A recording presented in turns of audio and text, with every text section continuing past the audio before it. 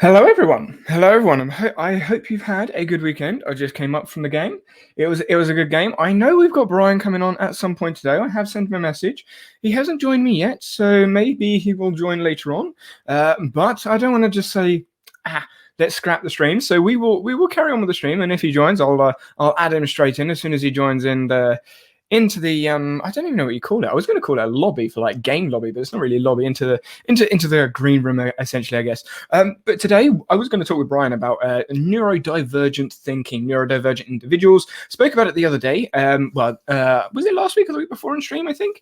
And I know Brian has ADHD. He talks about it on his channel and talks about some of the struggles, some of the differences that he personally has. And I thought, you know what? Let's have a conversation.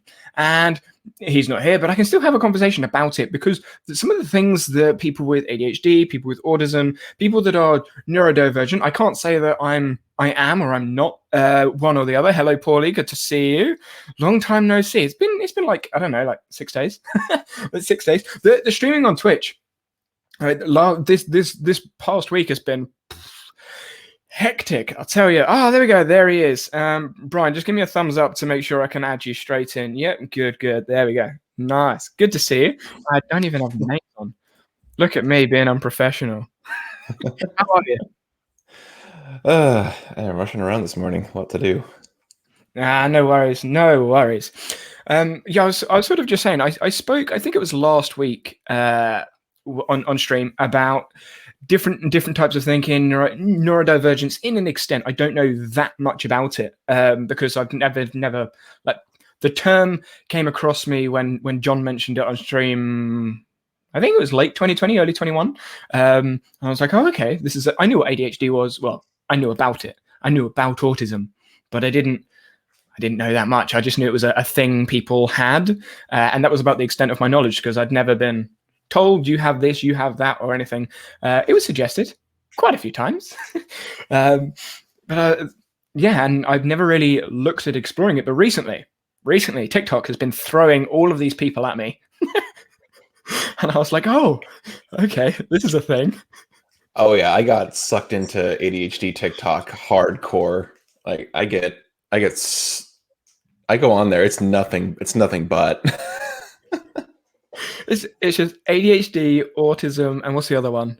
It's either dyslexia or dyspraxia. Dyslexia is dyslexia, because I know dyspraxia is another thing, because I've worked with individuals with dyspraxia. But yeah, those three.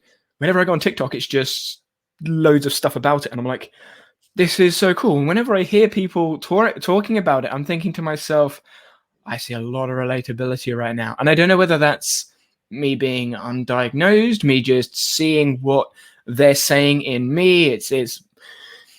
I'm sitting there like, I don't know. Well, obviously I'm not a clinical professional, but I'm pretty sure you're probably just undiagnosed. Yeah. And this is one of those things that I've always been intrigued by, even before coming into this neurodivergent world. Labels. I know some people not necessarily need the label, but the label helps them get the help they need in school and all that sort of stuff.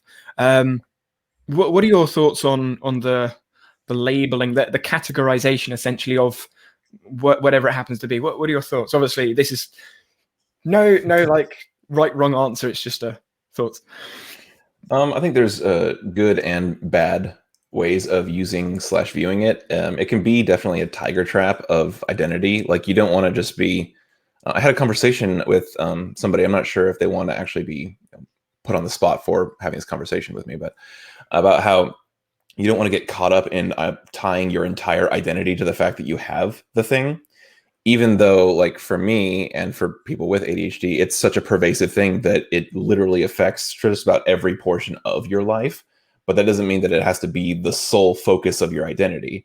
But at the same time, having that, not necessarily a label, but an explanation of, oh, this is why I am this way in a lot of other aspects of life, or why I approach things this way, or why I have trouble with these things, is because I have XYZ label. And when you have that understanding of what you have, then you're better able to either confront different issues or easily find tools to help you in those areas. So if I know I have ADHD, I can look for actual strategies from clinicians or read research papers on learn more about myself and how my brain works, and therefore how to best work around my brain, which is why a lot of the stuff that I outsource to software is what I outsource to software, is because it helps me, with my shortcomings and deficiencies because of the way my brain works, or harnessing that. Like, I know that a lot of what we have comes down to environment. So if I set up my environment conducive to my success, I'm more likely to be successful even with this disorder. And like, that's why I know I really am good with hyper focusing on things like code, because it's just like a giant puzzle. You get lost in the details. You can really think about large abstractions, hold this all in your head, and you get lost and immersed in it. And it's fun. And I know that I can do that really well. So if my job is not, a retail stock worker just putting things on shelves and just mind-numbingly maddening, then if I get a job that is conducive to what I can hyper-focus on, I can flick that switch, go to work, code, and I get 9 hours of straight productivity, and I crush it. So if you set up your environment to be conducive to your success, use tools, find tools, and work around and with and harness your advantages and try to minimize your disadvantages, it's much more conducive to a very much more fulfilling and happy life. Because a lot of people like to say, oh yeah, ADHD is a superpower. Like, why are you complaining? And like, yeah, some aspects of it are really freaking nice. Like, I like being able to go to work and just bam, 9 hours of just crushing productivity. But with it hyper focused, like, it looks great on the outside, but I always called it a gilded double-edged sword. It looks nice, it's effective, but it can bite you back, because I can hyper focus on code, but am I hyper focusing on the right code, or the code that I find interesting right now? Am I working on my personal project, or am I working on my work project? Or am I even supposed to be focusing on this at all right now? And should I be doing other things? So it looks great, but when you can't even aim that cannon, it's like, how effective is it? And that's just hyper focus. Like, there's so many other things that suck about the disorder that, yeah, it's a superpower in this narrow view of it, but that minimizes everyone else's negative experience with the disorder. So the label is helpful to many, especially when you're trying to receive treatment, have explanations, find strategies and coping mechanisms and tools, and open up that dialogue with clinical professionals. But doesn't necessarily mean you should tie your entire identity to the fact that you have it, even if it does, pervasively affect everything in your life. Yeah, I really relate with that cannon analogy. Like, if you fire a cannon in the right direction, it's really useful. If you fire it in the wrong direction, there's a lot of energy wasted. I always called hyperfocus the cannon, because it's like, it is unbelievably powerful, but it is horrible to try and aim that thing in a very, minute direction. Like, it's going to go over there somewhere and it's going to be devastating, but I don't know if I'm going to hit my target, but you know what? Whatever I do hit, it's going to be crushed. Yep. Well, that's so true. And yeah, Pauli, neurodivergent thinking. I put that as the title because the way I have it in my head, neurodivergence is, there's so many different. I don't want to say the wrong thing to offend anyone, so I'm going to try and not. But it's like, how do you not offend someone nowadays? It's like treading on eggshells. But the many different ways of thinking in the neurodivergent sort of like area vary quite vastly. Take autism and ADHD. They are similar, but also drastically different. And I've done a little bit of research into both, but I've listened to a lot of experiences, and there's a couple of people, they're great friends. One has ADHD, one has autism. There are some things that they completely relate over, like yes. And other things completely like polar opposites. So I try to encompass it all in neurodivergent thinking, but it's what I have in my head. So what Pauli's just put, that is my brain all the time. That's exactly my experience recently watching all these things. I'm like, it's literally how I think. And I don't know whether that's a good thing or bad thing, but I feel like there are so many people that have traits that can be matched with certain disorders, which I guess may blur the so-called like line, wherever that line is drawn, as to who has it and who doesn't have it. What are your thoughts on that? For the people who are confused about neurodivergent thinking, it's helpful to look at the lens through the opposite end. Like, okay, well, what isn't neurodivergent thinking? And that's neurotypical thinking. Neurotypical is somebody whose brain is structured in a typical fashion. You don't have any disorders. You cognitively function what most scientists and psychologists define as normal, as normal as you can get. I mean, everything's a spectrum, so it could be, you fall within a range that is classified as not significantly affected by any sort of disorder, malformation, or deficiency in your brain. And take all that with a grain of salt. I don't have any papers to back up that literal statement, but I define like neurodivergent thinking as anybody who has anything in their brain that makes them not neurotypical, and then how they think and approach life and anything else in it. And as far as like autism or other disorders that are potentially comorbid with ADHD, I have a really good friend of mine who actually I know in person, but who's also now one of my Discord mods. And he and I both just love diving into research papers about this type of stuff. And the interesting thing is that a lot of ADHD people have significant overlap and potentially comorbidity with OCD and autism. So that means that a lot of the symptoms that one of those conditions have potentially might indicate that you also have another one of those conditions to a potential degree. It doesn't mean like I have 100% ADHD and I have 100% autism. It means like, okay, I exhibit like 89% strength or traits of ADHD, and then I have a 47%, whatever. It's always a spectrum. So I actually just started therapy recently, and I actually requested from my therapist to actually get tested for autism, because a lot of the symptoms and presentations of that disorder I actually have to an interesting degree. So I'm at least interested in finding out that answer.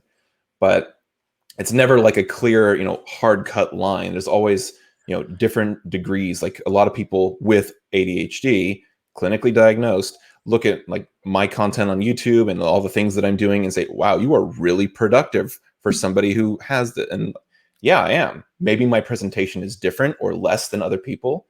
I think personally that I tend to be more on the hyperactive presentation, maybe one of the hybrid versions. So hyperactive or inattentive, I think, are the actual two main ones. And there's like a combination one.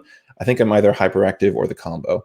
But either way, I just have developed such rigorous strategies and have used somehow my thinking to harness what I can do to a degree that lets me be almost, well, maybe not, because I think like if I was considered like a neurotypical, then it would be, okay, yeah, you're really productive for somebody who's neurotypical, but for ADHD, is it just my hyper focus or am I just really effective?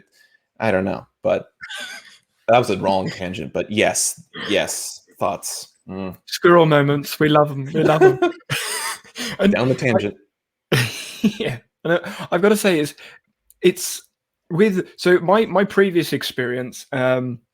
I'm just going to say it as it is, and if people get offended, I apologize. But from my previous experience with people that have had ADHD, this is my experience with other people that have spoken with me, is they've used it as a crutch, which I think is what you were sort of talking about earlier. Is I can't do this because I have this, or I struggle to do that because I have this, and I'm like, I understand that you have something that may impair or may enhance whatever it is you're trying to do.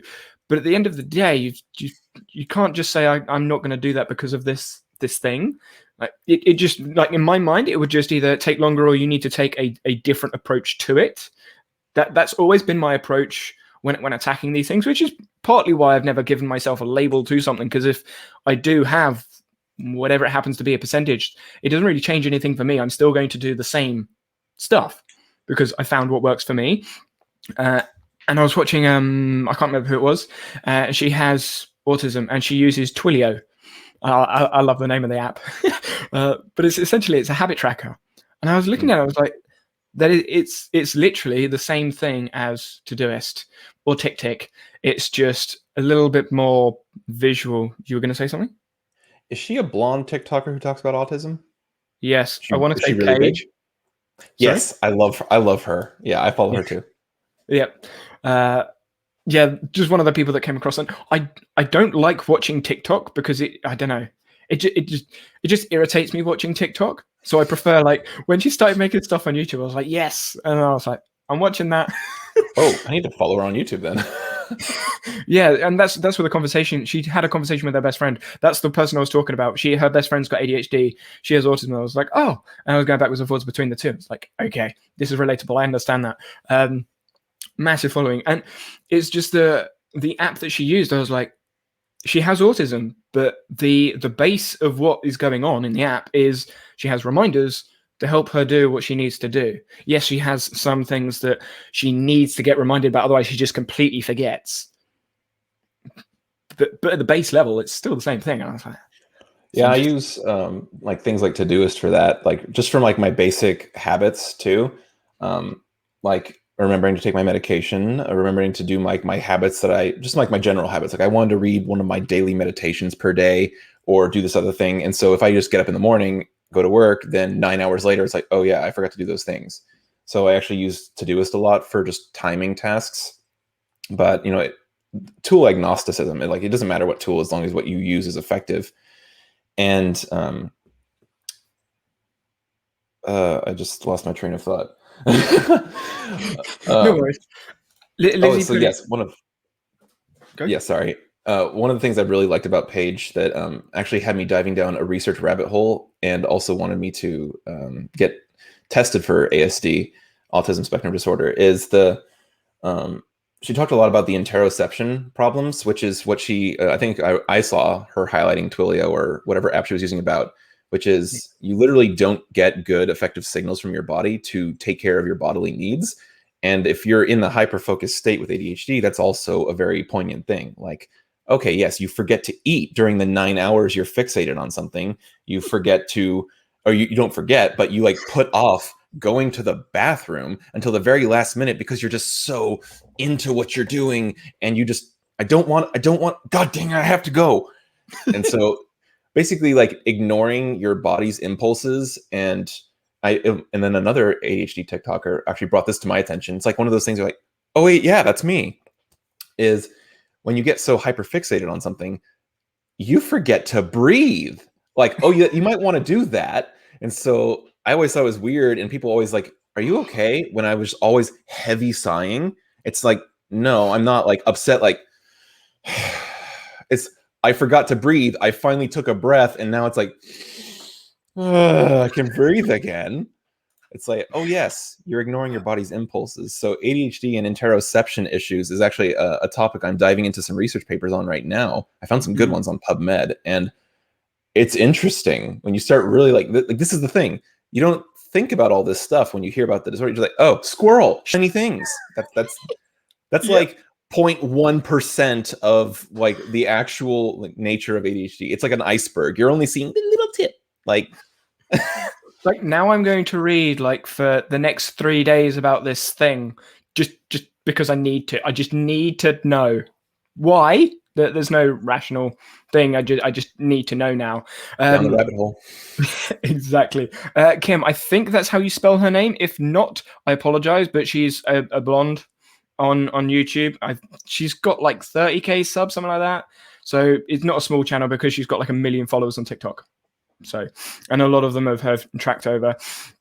What Lizzie put in chat was actually interesting. It could be helpful for someone if someone knows you have ADHD or ASS, and with that, it's from someone on the outside looking in. Again, like a few years ago, because there were people that one of my roommates at uni, he had a combination of things. I can't remember all of them. ADHD was one of them, and there were loads of other letters that, to be honest, I just don't remember. There were so many, and watching him, I was like, it didn't affect me at all in any way that he had all of these things. It was just norm to me. There was no, I would say, like discrimination or anything. It wasn't like he's going to ask me a question, so I'm going to treat him differently. Like if you ask a question, I'm going to answer the question. Like there was just no difference in any way that I could see or he could see. It was just a thing. it was just a thing that he had. Like he used a microphone to record the lectures so that he could go back. And I was just like, that's a smart idea.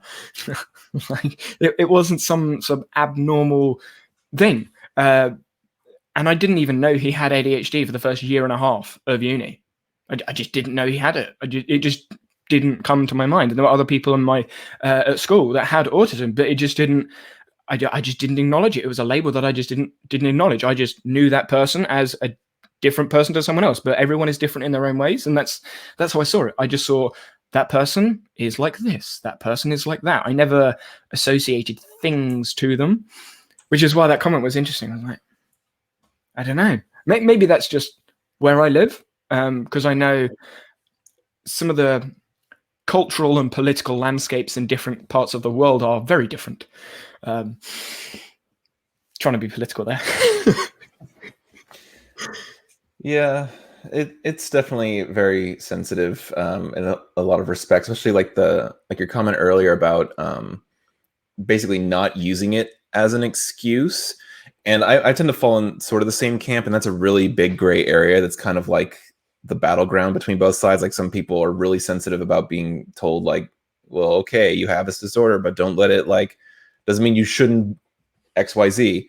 But like I like to look at it and how I've always explained it to others, because I always just grew up thinking, okay, this isn't like, yeah, I have this thing, but it doesn't mean like I can't do anything anymore. It's okay, well, this is my normal. And I just grew up like, okay, well, oh, yes, this explains many things, but this is the life I've been living the entire time up until now. And this is my normal. But I explain it to other people like, okay, I struggle with these things. I may have had these issues come up. You may have seen or experienced and been on the receiving end of these issues. But here's my explanation, not my excuse.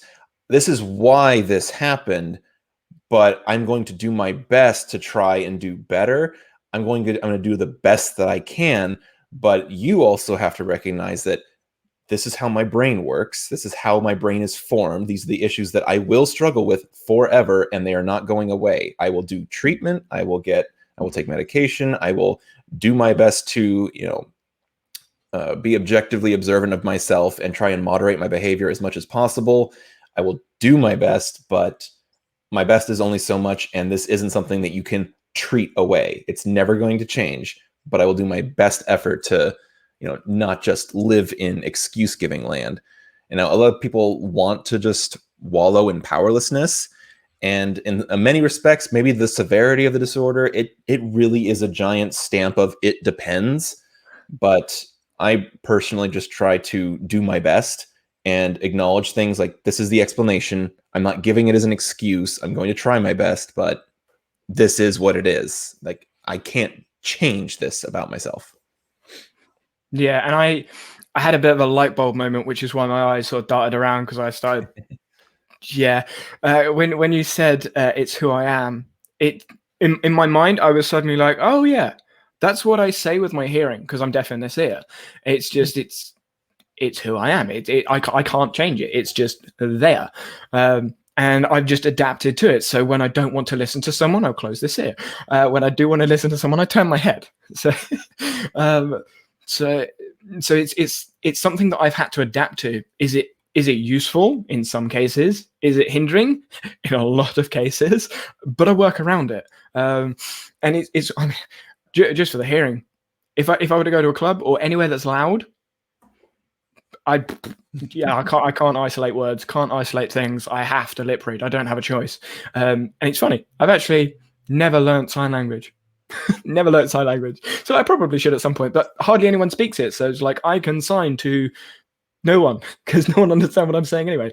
But yeah, and with that, it's who I am. Even outside of neurodivergent thinking or individuals or whatever that happens to be, just the neurotypical individuals, I think when there is a struggle or an issue, it's easy to use this as an excuse. And getting through that, I think anyway, like a lot of the athletes that I had, I missed a training session, I can't do this now, or we lost the game, we can't do that now. You're like, it's just an excuse. Forget the excuse and go, okay, this is what happened. This is what we're dealing with. How are we going to move forwards? That's actually really interesting when you bring it up in different contexts as well.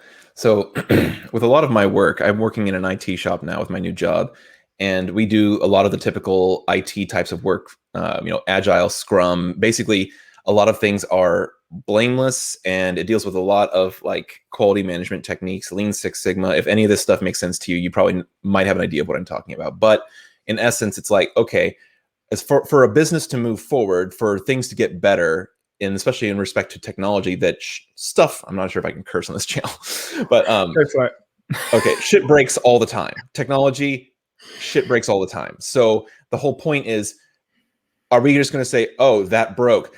Dang it, Danny, what did you screw up? Like, is that conducive to a healthy business environment? No, it's like, okay, this thing broke. Danny, you were working on this. What changes did you make? How did you change this? Okay, and so that broke that. Okay, so everyone, here's the documentation we're going to make about this. This is what broke the issue. So now we can move forward. We can make this service more robust, and now it's not going to break in the future. Like basically, okay, here's the explanation. We're not blaming somebody. Okay, here's what I did wrong. I didn't show up for the practice. Here's why that messed up. I didn't have a ride in time. How can we fix that issue? Well, let's establish some sort of ride schedule. Like, basically, don't blame people, but don't give excuses, but identify the problem, come up with a solution, progressively move forward, tackle your problems. And about what you said earlier, the idea interruption, like that's definitely like hallmark ADHD impulsiveness, is that I have an idea, something came into my head, I need to get it out now, I'm going to forget it, I can't focus on the conversation, I have to hold it in here, but now I can't focus, I need to blurt it out so I can go back to focusing on what you're saying. I have a notepad open on my other screen so I can write down my ideas to bring up, like that one. I have the same, I've got my obsidian up there. Yep. Right, there was a question in chat that was highlighting, why are you diagnosed? Because I think you get diagnosed if things aren't going as normal. Interesting. It's probably like, why aren't? Maybe it was a typo. Yeah, that's what I was thinking. I was trying to. I've been dealing with so many typos today. I can't be dealing with reading anymore. I had to write a script. Like doing these skits they are so much fun. I absolutely love making the videos. I mean, I have so many jokes in my head that just randomly pop up. I'm like, I'm going to make that really bad joke just because I can. And on stream, I just do it. And then when I'm writing the script out, so I have everything, I write it. And I can type as quick as my brain, well, I can't type as quick as my brain goes, but normally I can sort of like keep a rough flow. But I can't spell for shit. It just doesn't happen.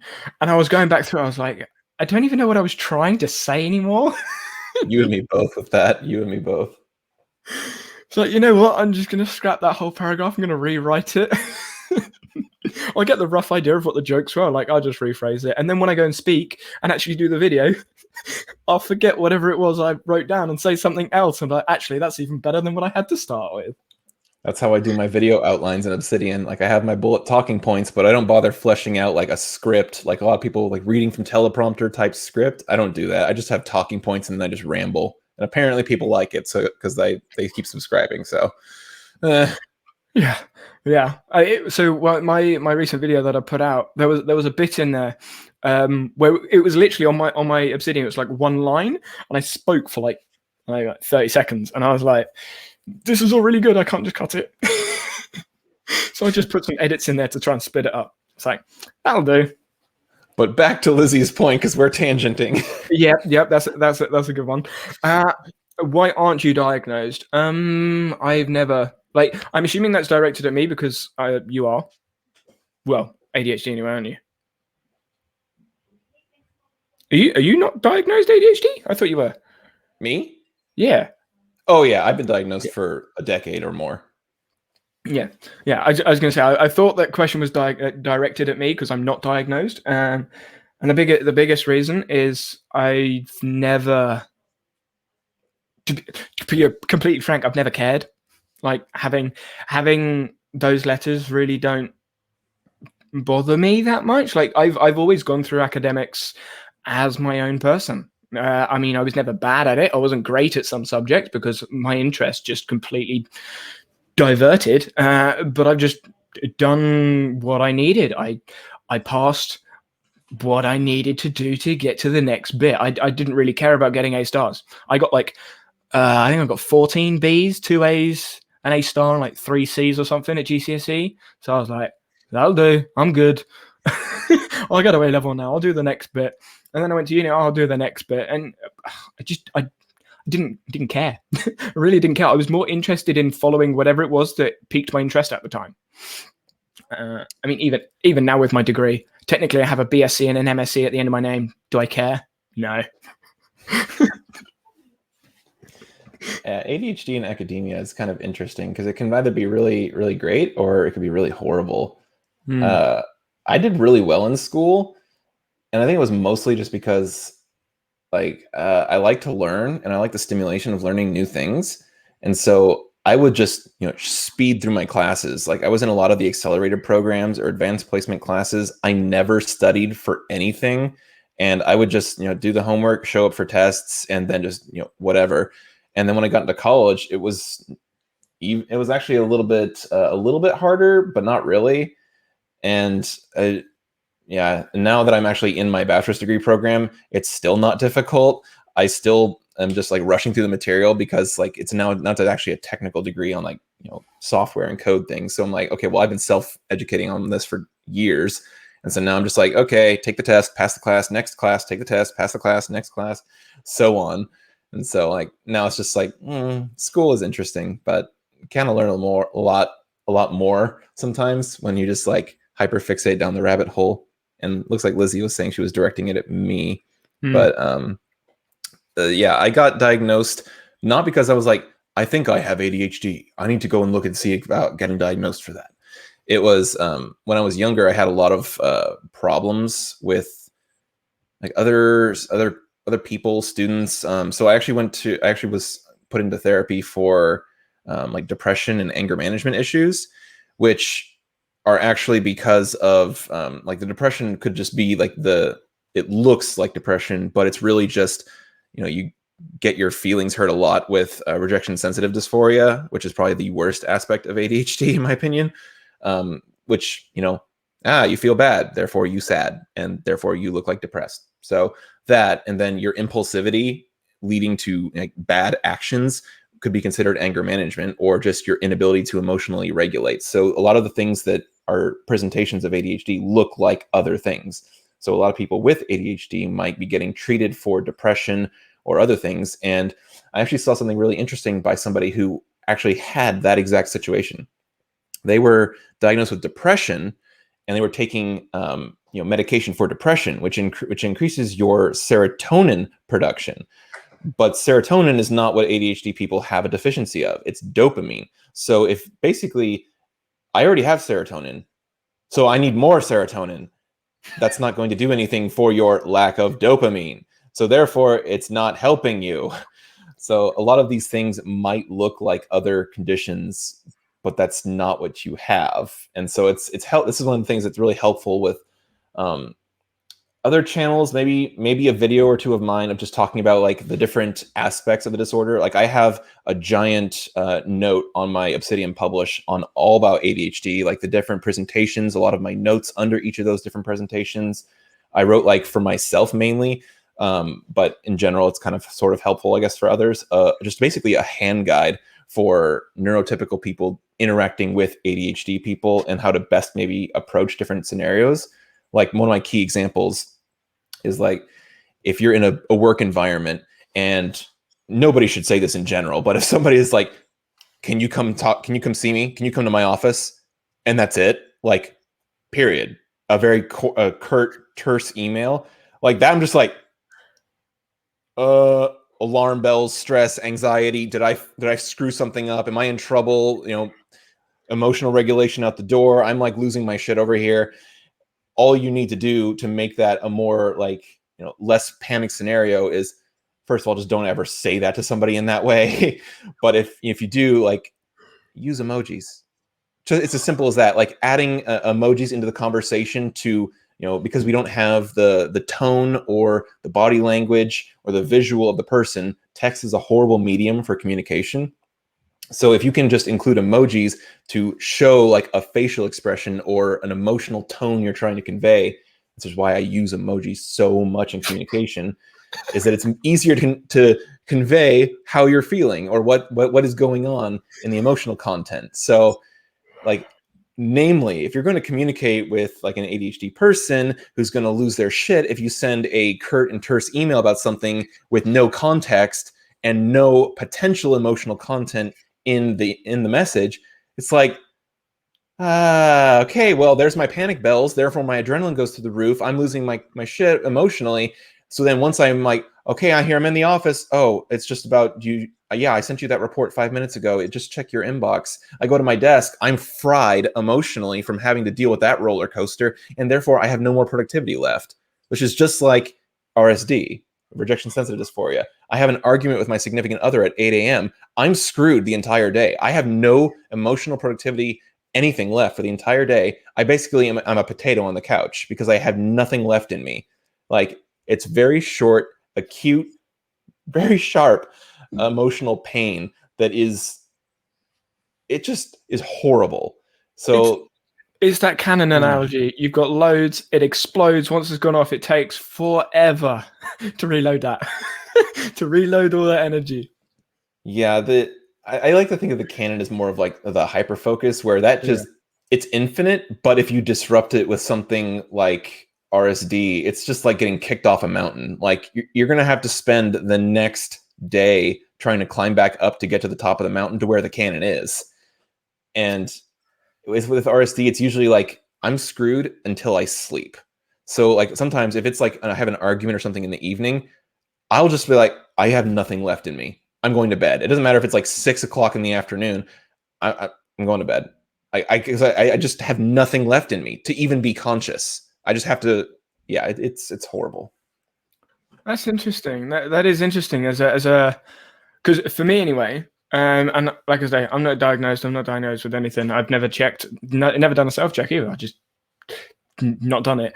But for me, when I do get drastically emotionally drained at something or mentally drained at something, my brain will go, okay, I'm gonna forget that and I'm gonna hyper focus on this next thing. So my brain is always going on something. It can't shut off. It's always going at something, which is why sometimes when I'll focus, I've said this a couple of times on stream when people ask, how are you so like energetic all the time? I'm like, because when I get bored, if my brain gets bored, I get frustrated or energy drops or whatever happens, I switch topics and it's literally like a hard reset. As soon as there's that new thing, I'm suddenly like 100% again. Let's go. I'm just going until something happens. Then I was like, oh, it's not really a let's go 50% at this thing. It's either a 0 or 100, or sometimes 200. Like I had a stream, I think it was last Sunday. I sometimes I wake up and my energy is just like 200% for no apparent reason. I wake up and I'm like, let's go 200% today for no apparent reason, and my brain just flies. It's a good cannon day. Normally so these happen like once every 2 weeks, but normally when that happens, I don't want to talk to anyone because I know if I even attempt to communicate with someone, they will get completely lost because the things that are in my head that I'm normally like, that's not relevant right now, I can sort of pocket. Nah, the pocketing doesn't happen. It's just blur words, insert thoughts and everything. And I wasn't going to stream, and I did the stream. And I mean, the people in chat can let you know, but yeah, there you go. Yeah, it was a 200% day. it was just go. And when I'm in one of those days, I can't sit still. I mean, I can't sit still anyway, but I'm just going. And I guess again, it's like a pro and a con. It's a pro and a con. Being that hyperactive is great. But if you need to do something that requires the slightest bit of focus, you can see the chair in the background right now. Like, I got my little fidget cube. Like, yeah, I like to harness those days when I get them because like I can have like a good days like where they're like, okay, I got 100% to give to whatever. It's going to be a productive day. I get a lot done. Maybe 80% of my things I want to do done. That's a good day. When I get one of those 200% days, I shut off communication and I just get in the trench and plug away at something that's like a very big mountain of executive function that I need to tackle. Like, I talk a lot about the executive function issues where like a large task looks like a mountain that you have to climb and walk over. And oftentimes you just look at it like, no, I don't want to do that today. That's a lot. I can't, no. Whereas like every other normal day task, like brush your teeth, make the coffee. It's just like, it's a little hill. Okay, we walk over the hill. We're good. But then it's like, okay, I need to go and take my car somewhere for maintenance, and that's going to be several hours. And then I have other things I need to do today, and that's a mountain. So it takes forever. But when you get those 200% days, I'm just like, yes, I'm finally going to be able to tackle something large today. It's okay. Start with the hardest thing first. Take the car in. Then everything else is just, all right, we got momentum now. We just rolled a boulder down this mountain. Now I have that momentum. Bam, bam, bam, bam, bam, bam, bam. All these other subtasks. I love riding the wave of those days, but they do not come often for me. Like Lindsay in chat is saying, yeah, that's the point. I just ride the waves. There we go. That's the one. Yeah.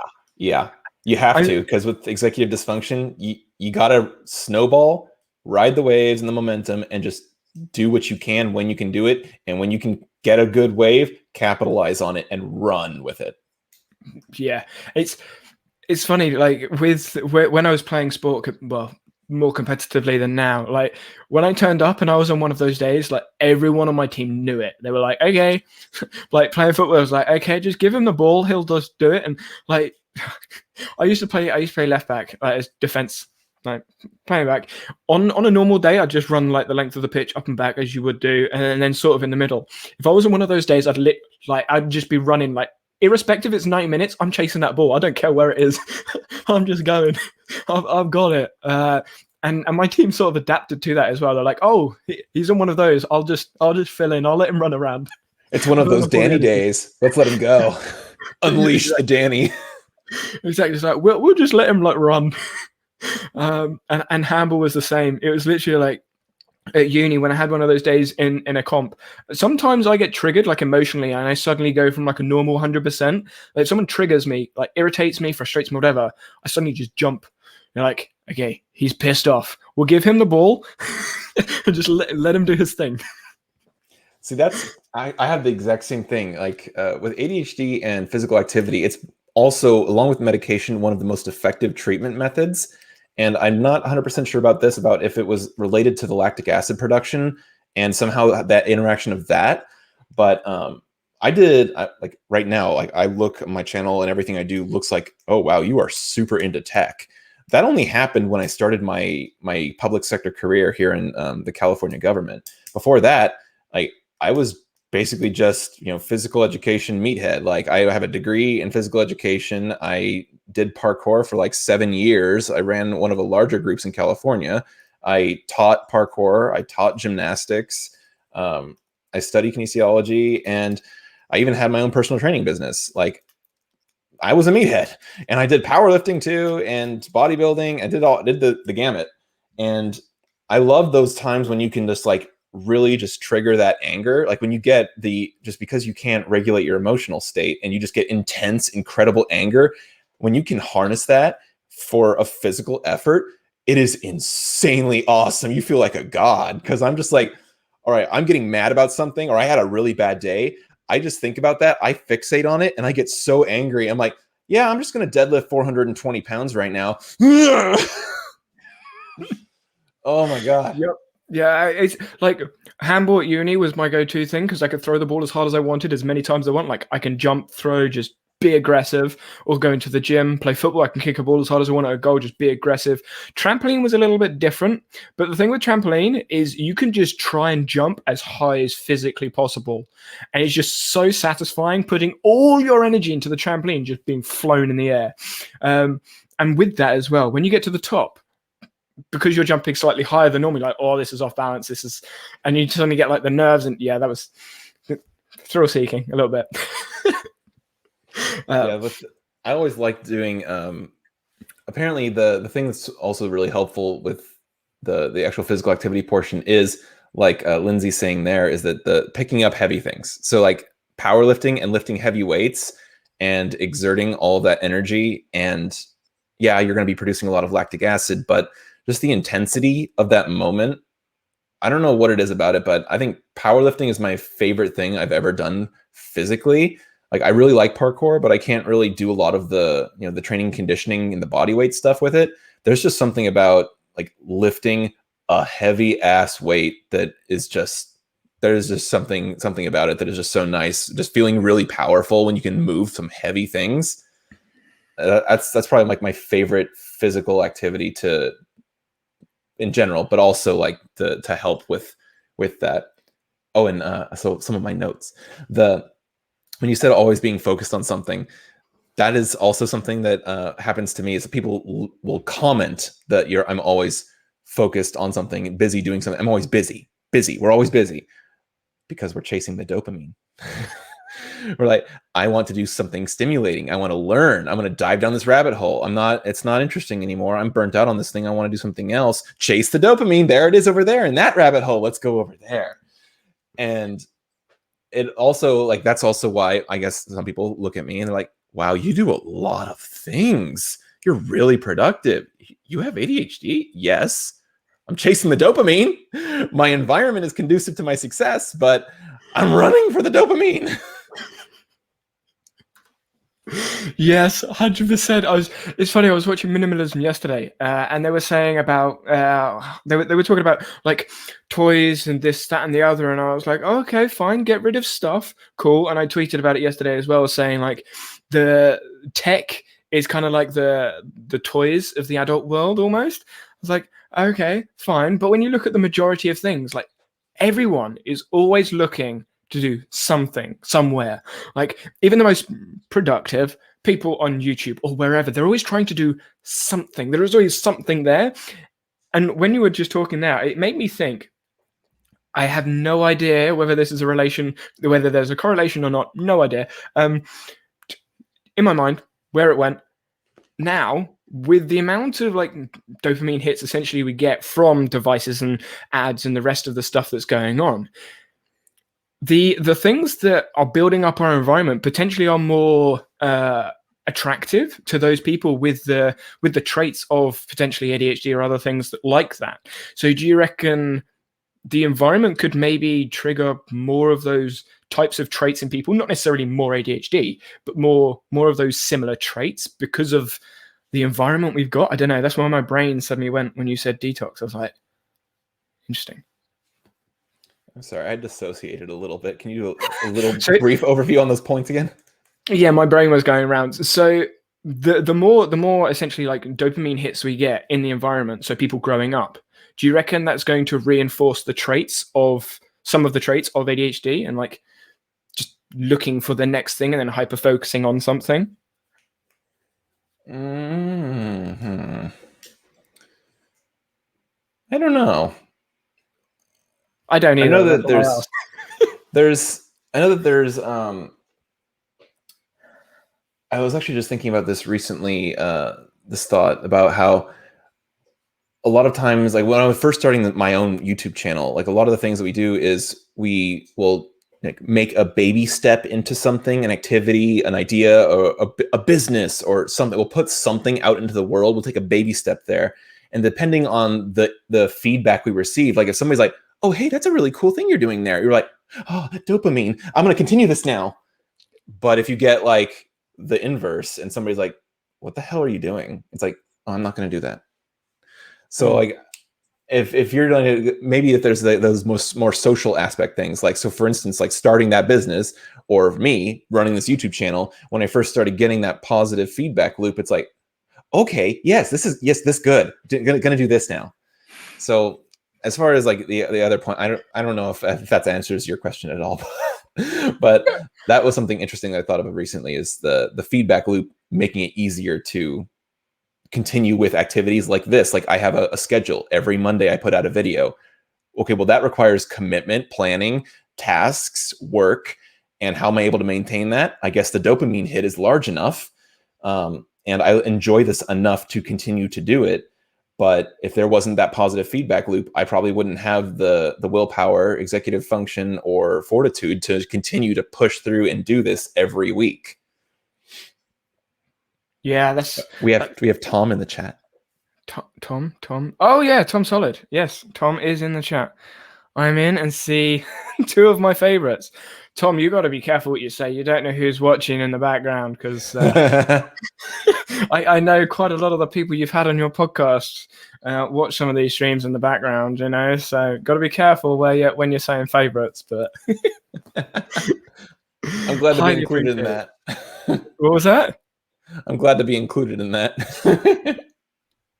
I feel like we've got like on Twitter. There's kind of like a group of us with the memes going all over the place. Oh, it's great fun. Love it. I swear, between you, Tom, and like Francesco, it's like, man, are all my favorite people in Europe right now? Like, well, we are like amazing. Well, no, we're really not. You just haven't found the right people in. Are you Canada or America? I can never remember. I am sadly in America. Okay, I thought you were, but I didn't want to assume because I know it's kind of offensive to Canadian people when you assume they're from America. I can see why it would be offensive. Canada definitely has its own issues, but it is far better than America. I say that all the time when I'm like speaking and going through one, like brainstorming. Canada it just comes out. It's just, I don't know. Canada. I don't know. I thought that was a UK thing because like America and Canada, I don't know. They're just so similar. Well, they're not, but yeah. Anyway, right. Question. Let's get off that political bombshell. Do you guys ever feel pressure to finish something during one of your hyper focuses because you don't trust yourself to get it back? That's an interesting question. Do I feel pressure to finish things always about everything ever? Yeah.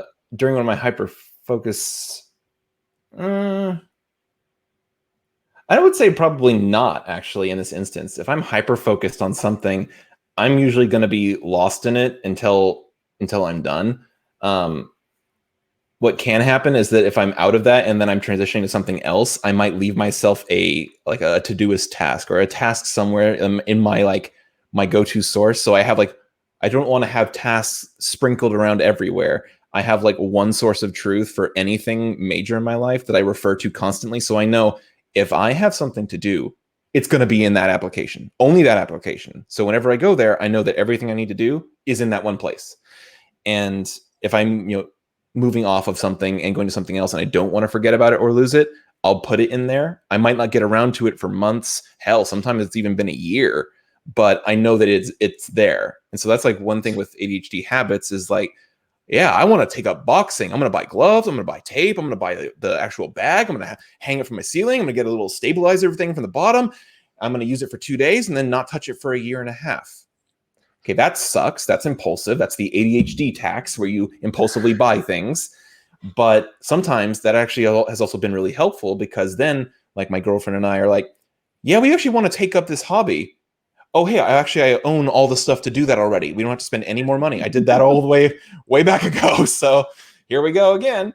But I have all the materials. So like, I'll pick up hobbies, drop them. But a year later, when I want to do them again, I have all the stuff still. So it kind of sucks. But also have kind of made it to where it's, okay, this isn't that horrible, but I definitely spend more money than I should, especially during Corona.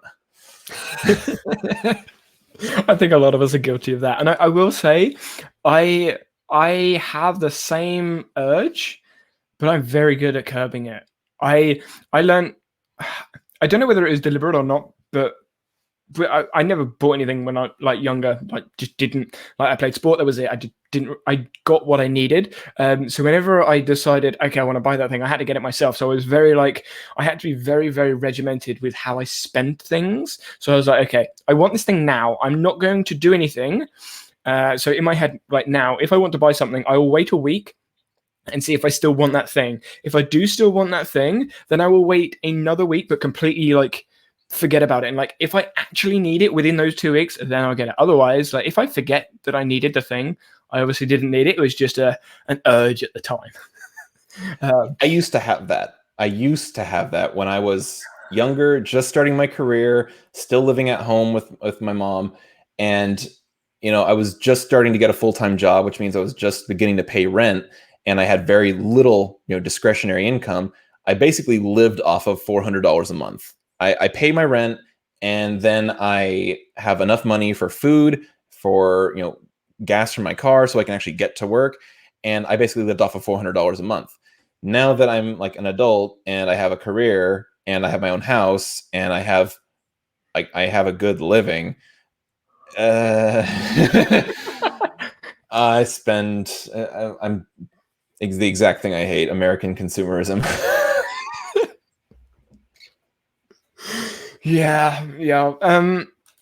Question from Kim: which applications do you use right now? I'm going to guess Todoist, Obsidian, and then a bunch for quick capture. What for task management? I think that was a general question. So when was that? That was about 2 minutes ago. So yeah, probably. Oh yeah, if it's for task management, everything is in Todoist, one place. Now I do have like certain task things in other applications, which I know I just said I don't do that. I don't do that for like the tasks I need to do in a day. Like if it's okay, Bryan, today you need to, you need to brush your teeth, you need to shower, you need to take your medication because, personal hygiene and keeping on top of that. Yeah, that's an actual issue with ADHD. So sometimes I need to be reminded to do that. And that's embarrassing, but that's the way it is. So, but like, yeah, they're on my list. Remember to take your medication for the disorder that makes it hard for you to remember to take your medication. So I'll use Todoist for like, these are the things I need to do today. And as well as like other like projects or things that I tag, like I'm still figuring out how I want to use the Todoist system because I wasn't using all the features the way that it's really powerful. So I'm still figuring out a lot of that stuff, but a lot of those things are in Todoist. But when I have tasks in Obsidian, it's more of like, hey, your task is, I want to flesh out this note. Okay, well, that's something I want to do. I'll get around to it, but that's not something I need to do today, and then clutter up my daily task list with something that I'm not necessarily needing to do today. And then I'm just looking at this large pile of, that's a lot of things to do today. It's not a mountain, but when you see 1,000 small hills, it's like, and then you spin your wheels and executive dysfunction kicks you in the teeth and you don't want to do anything. Yep. And it was directed at you as well. Oh, okay. So yeah, so that was right. And then I guess going back to the question, because I never really answered the what was it? Do you guys feel pressure to finish something? I always feel like I need to finish it, but I'm never finished. Like that. I've just accepted that I'm never finished, which is why. So inbox zero for me on my email works because I look at my email once a day, and then once I've gone through all of them, I'm good. It will probably add up throughout the day, and if something pings on my phone and I go, "Oh, that's an important email," I'll actually respond to it. But most of the time, I'm just like, "Not needed, not needed, not needed. I'll check it tomorrow." However, tasks, I just accept that will never be empty. I just accept it. And basically go, okay, what task has been here the longest? Do I still need that there? If I don't, I get rid of it. Otherwise, it's just going to sit there and just bug me. The fact that I haven't done it, but I don't actually need to do it, it's just, yeah, sure. And I will just smash out tasks. The thing with me is when I'm hitting tasks through, is just because I'm doing a task, it doesn't mean I can think of another task to do. There are so many times where I'm like, I have 10 tasks today. I complete 3 tasks, but I add 7. Like, I've been productive today. Oh wait, no, I've got more tasks on there. But I've actually done stuff. It's just I've added more tasks. And a lot of those small tasks I'll get done, like low intensity tasks I'll probably do later on in the evening when I'm like, oh yeah, I should really be winding down, but my brain is still going 100 miles an hour. Let's just do loads of small random tasks until it's like time to sensibly go to bed. Ride that wave. Yeah, exactly. I think for me, I don't really not have energy. I don't know whether that's a good thing or a bad thing, but I don't really not have energy. I just wake up and have energy, and then I just have energy when I go to bed. It's just, okay, I need to go to sleep now. I'm going to lay in my bed until I fall asleep.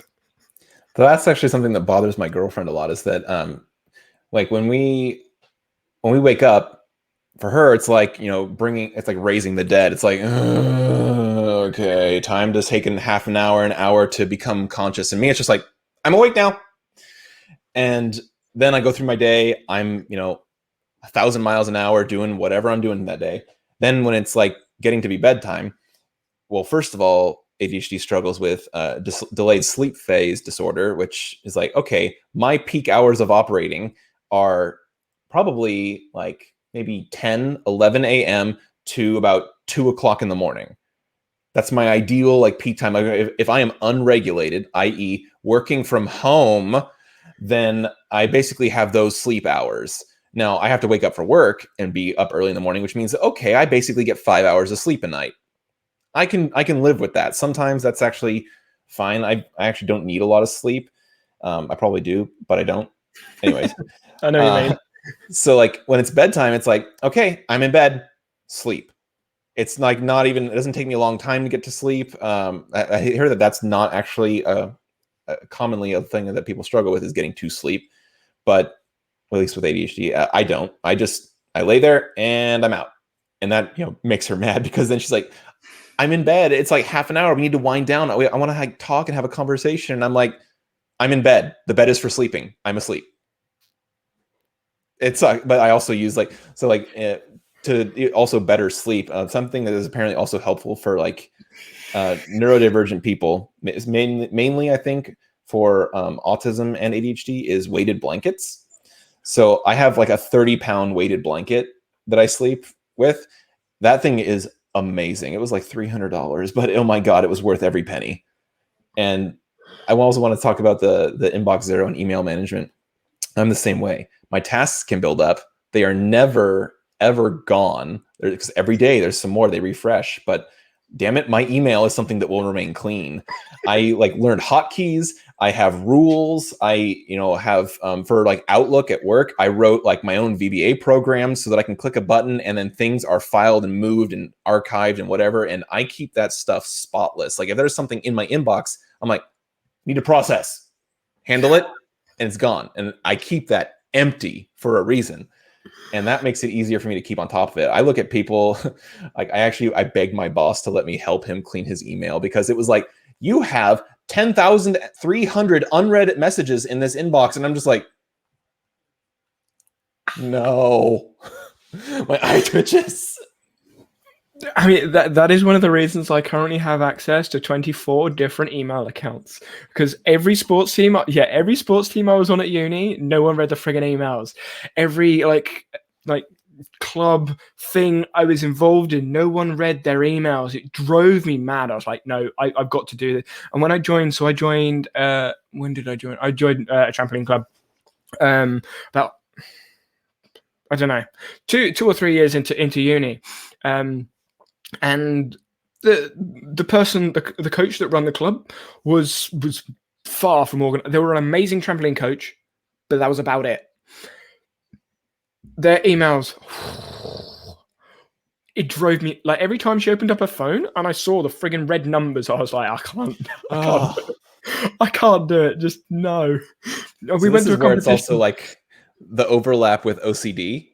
Like, is there? You got to be careful with that one though, because I watched like a documentary about some of the actual like severity of OCD. So it's like, you don't want to just say like, oh, I'm so OCD about this. But at the same point, there is a comorbidity and overlap with ADHD and OCD. So you gotta wonder, like, am I compulsively like driven to empty this and keep it at zero, or is that just my impulsive nature? Or it got to the point. It was a thing where if I saw her phone like a couple of minutes before I got on the trampoline, all I could think about was how many, like that number. Whatever the number was that I saw, I was just like, it's 11,563 emails there that haven't been read. How have they not been read? And I needed to like, I had to like, right, okay, empty that from my brain. I don't need it. I'm about to do a load of doubles on a trampoline. I really don't need to be thinking about some random inbox number right now. I need to focus on not falling off. But it was just so annoying. we went to a competition. Instead, you're fixated on it. Exactly. We went to a competition and I said to her, I was like, can I please sort out your emails? She was like, they don't need sorting. I was like, you've missed so many emails. And like, it was kind of like a joke between like me and the coaches. I was like, you've missed emails, you've forgotten things, you've lost things. I'm like, it's because your inbox is such a mess. But I didn't say that. And I was like, can I just sort them out? I literally spent like 4 hours. We were at the competition floor, trampoline, and you watch a lot of the time. I sat there for like 4 hours just sorting the emails. Everyone from the other club was like, what is he doing? And my coach was like, sorting my emails out. But then you spend 4 hyper-fixated hours fixing something completely obscure that doesn't really directly affect your life, but you are compelled to do it. Otherwise, you are bothered. Your reality needs to be shaped conforming to the way that you operate, or else you are fixated upon it, bothered, and you need to fix it. And literally Relatable. within like, I went to training after the weekend, 50 unread messages. I'm like, are you serious? Because obviously I hadn't changed her habit. I was just like, I can't do this. But yeah, so she gave me access to the emails, and it got to the point where every training session I was like, have you read all the emails in your inbox? She said yes. And I'd go in, I'd literally click on all the ones that were still unread and then turn them to read because she had read them. And I was just like, because she'll read like the brief highlight on her phone, but never actually click on it. I was like, okay, breathe. Select all. Mark as read, please, for the love of God. I use select all like all of the time. It's just, it's so irritating. But yeah. Okay. I saw something in chat that caught my eye and I forgot about it. Like I was like, I need to talk about that, and then it went off on one. I'm completed by those red badges. I have to. No, it wasn't that one. Maybe it's further up. Oh no, it was that. It was that because I saw anxiety attack at the end, and it piqued my thought. I was like, "What's that?" Because I want to say I struggled with, because I haven't had an anxiety attack for a long time now, but it doesn't like go away. It's still there. It's just controlling it. Is that related in any way to things to do with ADHD, autism, neurodivergent individuals, or is that just something separate that a lot of people struggle with? I don't have any research to definitively say, but I want to say it's probably both. It is definitely its own separate thing to have like anxiety issues, but only speaking from my own personal experience, like I got my new job now. I started in the beginning of March, but before that, I was in a really horrible job that was incredibly like horrible for my like RSD. And because like honestly, this is one of the issues with having RSD as an ADHD person, is that because you're so sensitive to basically negative perceptions of yourself, it's not like I care what people think about me. It's I care what people think about me. I don't want to deal with the negative things. And so you basically run in the opposite direction from any sort of negative outcomes. So like what this looks like is, one, you ADHD people tend to become people pleasers. We want to be the people that are always making everyone happy so that nobody is unhappy with us. We always really strive for the, you did a good job, Bryan. And we want to escape from any sort of negative emotion directed at us or even around us. I don't even want to be around people having negative things because that's really bad. And then I get all self-conscious, like, did I do it? Is it directed at me? And then because RSD is not necessarily like a logical thing, it's even perceived issues can affect you. It's not like so-and-so is mad at you. It's, is so-and-so mad at me? I think they might be. You're perceiving that maybe. You're still same effect, same horrible, sharp pain, and it doesn't matter. It could be perceived. And okay, there you go. Like I said earlier, then I'm done for the day. I'm fried. That's it. And along with people pleasing, this also affected like my own relationships. So just dating. Okay, what happens when you're in a relationship with another human?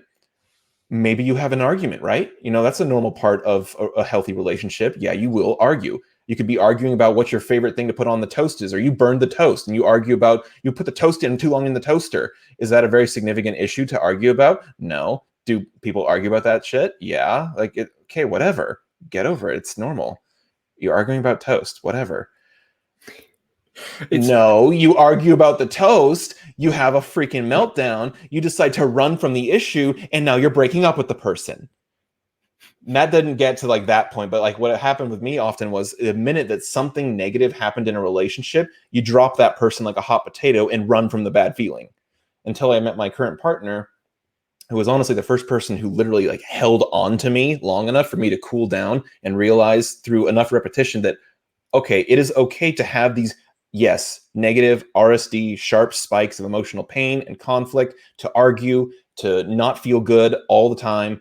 That is normal. It is normal to have these disagreements and arguments. And it took her holding on to me to not run away and caring enough to hold on for me to learn that, okay, yes, this is going to suck, more so for me because of this condition, but I can ride through that. It's still going to wreck me for the day, but I can, at least in some place in my mind, recognize that, okay, we're arguing. It may even be about stupid shit, but we're going to argue. I'm going to feel bad. It's going to ruin this day. It's going to suck. But I can always like go back to the place of comfort of, okay, I know that this isn't like ruining the relationship. There's always that level of like comfort and stability of like, okay, I know that like my partner still loves me. We're still going to be together, and it's okay. We're arguing right now. It's a bad time right now, but we'll get through it. I'm still going to be wrecked for the day, but I know that tomorrow is just going to be a different, better day. And I forgot where I tensioned it off from that but what was that thing that they brought up? Anxiety attacks. Okay, yes.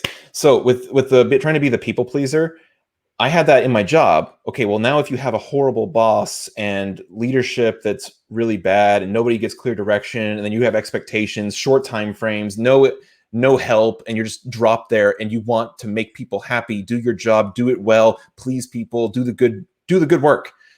But your environment is set up for failure. And now you see the example of what happens to people who fail and they're vilified. It's like, yeah, I basically had a panic attack and just ran out of my office building off into like the park. Like, it was probably one of the worst experiences I've ever had in a job. And yeah, so I definitely think that it can be related. Like, that doesn't happen to me very often, but yeah, it was a really bad experience. Yeah, and I can say, like, from my experience anyway, previously struggled like every other week. It was just painful, and I went through lots of different therapists. More than this. It's so many, and so many of them. I don't know whether it was just the relation I had with the therapist at the time, but I just could not talk to any of them. It was just like, you're irritating me more than helping me. I'm going to leave now. You're just annoying me. You're frustrating me. And most of the stuff they were saying was the same stuff I already knew. It was like, I know I need to do this thing, and you're telling me this thing that I already know I need to do. Like, just you're so annoying. But when was that? I think it was third year uni.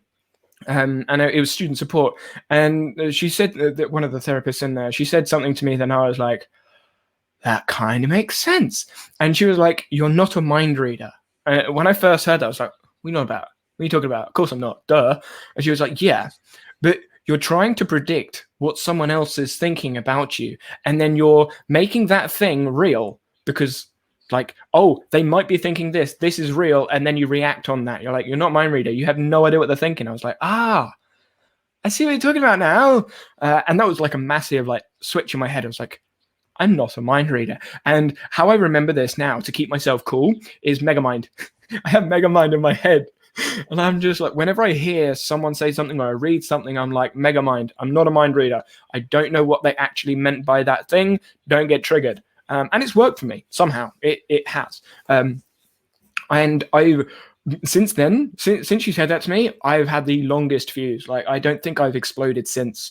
Like, I've never exploded at anyone because I didn't want to frustrate them or anger them or embarrass them or anything like that. I just didn't do anything. But now, instead of me keeping all that frustration inside here, I was just like, yeah, whatever. I can like shrug it off with the power of Megamind. But it was certainly a skill I had to learn. I can't do that myself. what happens to me is, and what makes arguments even worse with my partner is that we'll argue about something, and then even if like I'm wrong, I'll admit that I'm wrong. I'll apologize. I'll do all that stuff, and but now I'm hyper fixated on this issue. This issue needs to be solved like a task. Check the box. Okay, we got through the argument. Yes, I was wrong. I admit I'm wrong. I apologize for being wrong and for making you feel bad. Can we process this and now move on? Like, Yeah. okay, yes, I acknowledge we're done. Okay, but we're not done because No, emotions don't work that way. So then I'm hyper fixated on, why don't you feel better now? Okay, I apologize. I'm sorry. Can we? It's no. And then that makes it worse because now you're bothering them. And so like that's been like my hardest thing is that I have to let go enough. I'm still going to be bothered. I can't be productive at all when I'm fixated on that type of thing. And I just have to basically just like sit there, let it go, don't go bother anybody, and just let it ride its wave, and then come back later on. And basically I've had to learn to try and fight against my hyperfixation on solving the issue in the moment, because that's not how emotional processing works, especially in a relationship with your significant other. And a lot of times with it, when it comes to the perceived issues that affect RSD, where you think somebody might be mad at you, and so then you act upon that and try and be the mind reader or whatever. I basically have resorted to putting it out in the open. Laura, I just ask, like, are you mad at me right now? Whether they give me a truthful answer or not, whether I believe their answer or not, is another story. Sometimes that's hit and miss, but it's like the best I've come up with, and the best I can do is like, because I also struggle with even just understanding and reading people. And so it's like, okay, well, I'm not even a good judge of understanding you, person, not my partner, but like person. So I'm going to ask, maybe I'll believe your answer, maybe not. But if there's a chance that your answer will alleviate my perceived issue I'm getting from you right now, I'll take it. But I tried that and it actually made it worse, because whatever answer I got, and then I was like, I don't think I believe you, but I can't ask you about me not believing you, because I already had like that doubt in my head. And when they gave me an answer that I didn't agree with, I was like, I don't think you're telling me the truth. And then when they gave me the answer, I was like, but are you just saying that? It was just so frustrating. And I tried that for a couple of months, because that's one of the suggestions I got. I was like, this is frustrating me more than more than it was originally. Which is when the Mega Mind. And now I just like throw everything. So, and I realized that there are a lot of situations where I just misjudge a lot of situations. I just do. And I think everyone does misjudge situations, but I misjudge them. And if I misjudge them and that person gets, this could sound like a harsh approach, but if that person gets triggered or irritated by me misreading something, and then they attack me for it, that's someone I don't want to be around. So I'm like, okay, I don't care. That's a really harsh approach, but I'm like, if you're going to get triggered by me making a mistake that much, I don't want to be talking to you. It just avoids all the drama. But I did that a lot in the beginning as well. Like when I was trying to desperately avoid negative things, I did that, like that toxic positivity thing, where you're like, if you're an unhappy person, if you're negative, I'm going to drop you out of my life because I don't want to surround myself with negativity. Of course, you get a little bit older, a little bit more mature. Not everyone needs to be positive all the time, but that doesn't mean you should tolerate toxic ass people. But I definitely did a lot of that, and still do that sometimes now, where like, yeah, if you're a toxic person, and if I know that you're incredibly bad for my issues, and there's not really enough that can be done to alleviate this or bridge that divide, it's not worth maintaining that relationship, even if it's family. Like, it doesn't matter. Yeah, and I think like finding that balance is certainly a challenge. So I am curious when it comes to I don't know, the rabbit holes you go down. How do you like monitor them?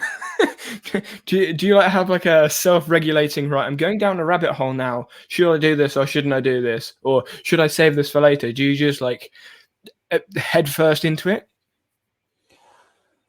I usually can't just save them for later. It's usually like, and off we go.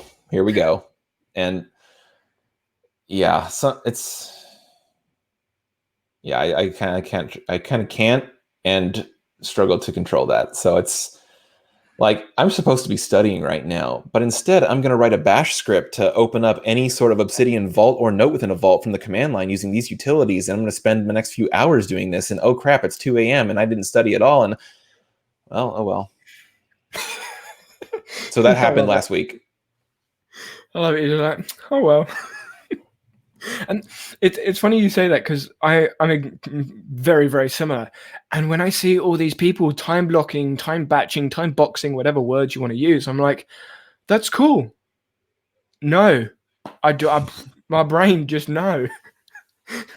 Like I struggled at school, like getting to lessons. It was funny. Like I was the stereotypical kid with like the bag bigger than them, because I'm quite small.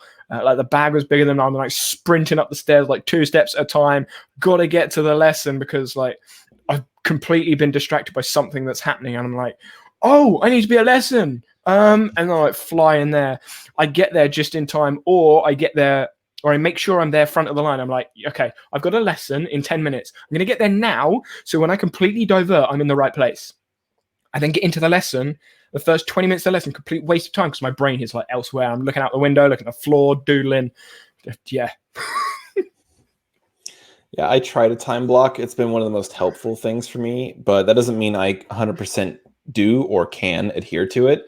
It's just kind of like the ADHD brains hate but desperately need structure.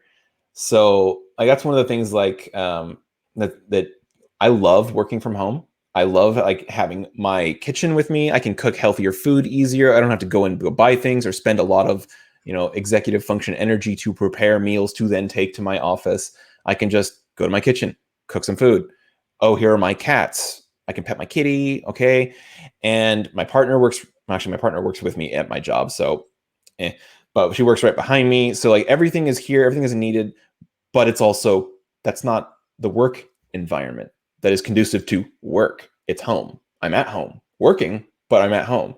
So that comes with its own issues. I love working from home, but I also now don't have the structure of I'm at work, therefore we are working. Also, I don't have that context switch, that very hard context switch of my morning and afternoon commute of, all right, we're leaving home, commuting to the work context. We are leaving the work context and commuting home. So that lack of structure does like hurt my productivity a little bit, which is why as much as I love remote working and work from home, I still would love at least a couple in-person office days. Eventually, like I'm not like clamoring for it, but yeah, I just forgot my train of thought from where I started this thought from. Where did I start? I don't know. My brain went into context switching, and then I was like I went down a rabbit hole. Yeah. Okay, I guess we can just move on because I forgot. Yeah, I was down a rabbit hole of context switching when you said that, I was like, okay, thinking. I thought in my head, you have the metaphor of putting different hats on. Do you want to go with it? Because I've got this in my head. Yeah, time blocking. So yeah, I try to time block, but if I don't stick to it, I just move my blocks around to the next day or something. Sometimes that hurts, but I do my best to build structure and stick to it. But that doesn't mean it's 100% there. Oh, thanks, Lindsay.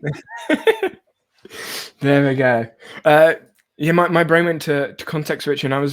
Because when I was playing football, and well, when I was active in sport, I was playing football, athletics, handball, trampoline, and then other bits and bobs here and there. But I was also refereeing sport, and I had to have like different hats on whenever I was refereeing, because I like, okay, I'm refereeing football, I'm not playing football, so I'm no longer a player. I'm a referee, and an official looks at the game different to a player. And I had to have like a mental hat switch, like metaphoric hat switch. And being at home, probably because I've never really, like school, you had lessons, but I didn't really treat them as lessons, because a lot of the work we were told to do in class, I just did. Like as soon as they set the task, I was like, I'll do the task, and then I never asked for extension, and my brain just wandered. So it was never really a structured lesson. It was I'm going to wander. They're going to give us tasks. I'm going to do the task and then wander again. And that was my whole school day. And then higher education, that's literally what you do. You go to a lecture and they just talk about the presentation that they sent you beforehand. Everyone else in class hasn't read the presentation, so they just reread the presentation like, I've already done this, I'm going to think about something else. That was my experience anyway. So my brain has always been going elsewhere, so I've never really needed to context switch that hard, like specifically, because my brain just goes, I'm bored of this thing, we're going to do this now. And that's what I can't do that with my career. Sometimes you need those context switches, but then also you run into the issue of just like with software development. Thankfully, my boss realizes this just in general with people, but context switching is like the bane of productivity, because even for neurotypical people, constantly switching them out of context, like, all right, you're deeply focused on a software issue that's deep embedded in the systems and the code, and you're building all these abstractions in your head. There's a great XKCD comic about this, about how somebody's like showing like the thought bubble of the person is filling with shapes and structures and things, and as they're conceptualizing the abstractions of code and what's going on in the software, somebody's like, hey, knock knock on your cube, so what do you think about lunch today? Poof.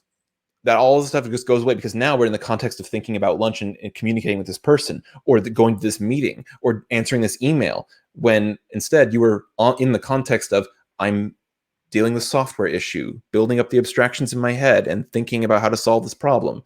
So that it's like that, but to the 10th power for ADHD brains, because we're already struggling with one, the impulsivity with issues of, oh, I want to do this thing, I want to do that thing, or now we're hyper fixated. And so now, if we're hyper fixated on that software issue, it's not only dangerous to our productivity to context switch to conversation, but it is also almost painful and can, at least for me, inspire irrational anger with emotional dysregulation, because now I've been interrupted in the middle of my dopamine flow of like hyperfixating on this thing that I'm interested in, and I'm deep in this, and now you've interrupted me. So not only am I now no longer as productive, because now I have to switch out, but with ADHD and most people, it takes like, sometimes they say 20 minutes to completely and fully context switch to another context. I feel like it's even longer for ADHD. Like sometimes it takes me an hour or more to really get into a context, like especially like software. So when I'm interrupted like that, it'll make me irrationally angry. Like there's no reason to be angry about it. It sucks. You shouldn't be interrupted in like that, just flippantly. But I will get angry about stuff like that sometimes, and that is not great. But that's what happens. And it's like, thankfully, my boss cares about like communication style. So it's like, I need like literally like a time block. If you're going to have me work on something complex and that requires deep thought and abstractions, like if you're going to have meetings, like put them at one point of the day, beginning of the day, end of the day, doesn't matter, but give me like a protected 4-hour block of time where nobody bothers me. And I'm just there, tackling an issue and playing with code and moving stuff around. And if I'm completely unbothered, I will be more productive. And I can do more in that 4 hours than I could do in an 8-hour workday if I'm constantly interrupted by emails and meetings, which thankfully in my current job, like, oh my God, people understand this. So it's like, hey, I'll be able to be more productive now. Yeah, I see a couple of people in chat like, yes, I get so angry. Yeah. Lindsay's saying she gets angry too, and then Kim was saying context switching is a big issue. It's interesting you say that, because I wouldn't say I'm like different, but my brain can't. It struggles to focus on something completely without going elsewhere. Like, for example, today I was writing a script for a video. It's coming out at some point next week, eventually. But I was writing the script, and that is what I was like. I was focused on that script. But every time I came up with something, a comment, a joke, or anything, or something in my mind for whatever reason went off, I went down that rabbit hole for like 5-10 minutes and then came directly back and then carried on with the script as if I'd never left. I was doing that constantly. So writing the script normally would take 20 minutes, half an hour, but instead it took me like 2 hours because I was going like off elsewhere. But the going off elsewhere, I was actually doing things that I needed to do, or finding things in future. So I got some different ideas. I found out something else like that related to the video that I could put in later on. So it was related, but wasn't directly related to the script. And yeah, my brain just can't. I don't know. So that could just be a difference. Like if you are just undiagnosed and you actually have the disorder, it could just be that your presentation is different because there are different domains and presentations of the behavior and disorder. So it could be that. For me, anyways, if I'm like, in the middle of that hyper-focused block, being uninterrupted and, plugging away at it, well, if I, do the typical thing where I put off, like, I'll forget to eat for 9 hours. Like I will just, my stomach might be like, but it'll be so far in the back of my mind that it literally does not bother me. And I just don't even pay attention to it. And, 9 hours, I haven't eaten today. Oh, my stomach is hungry.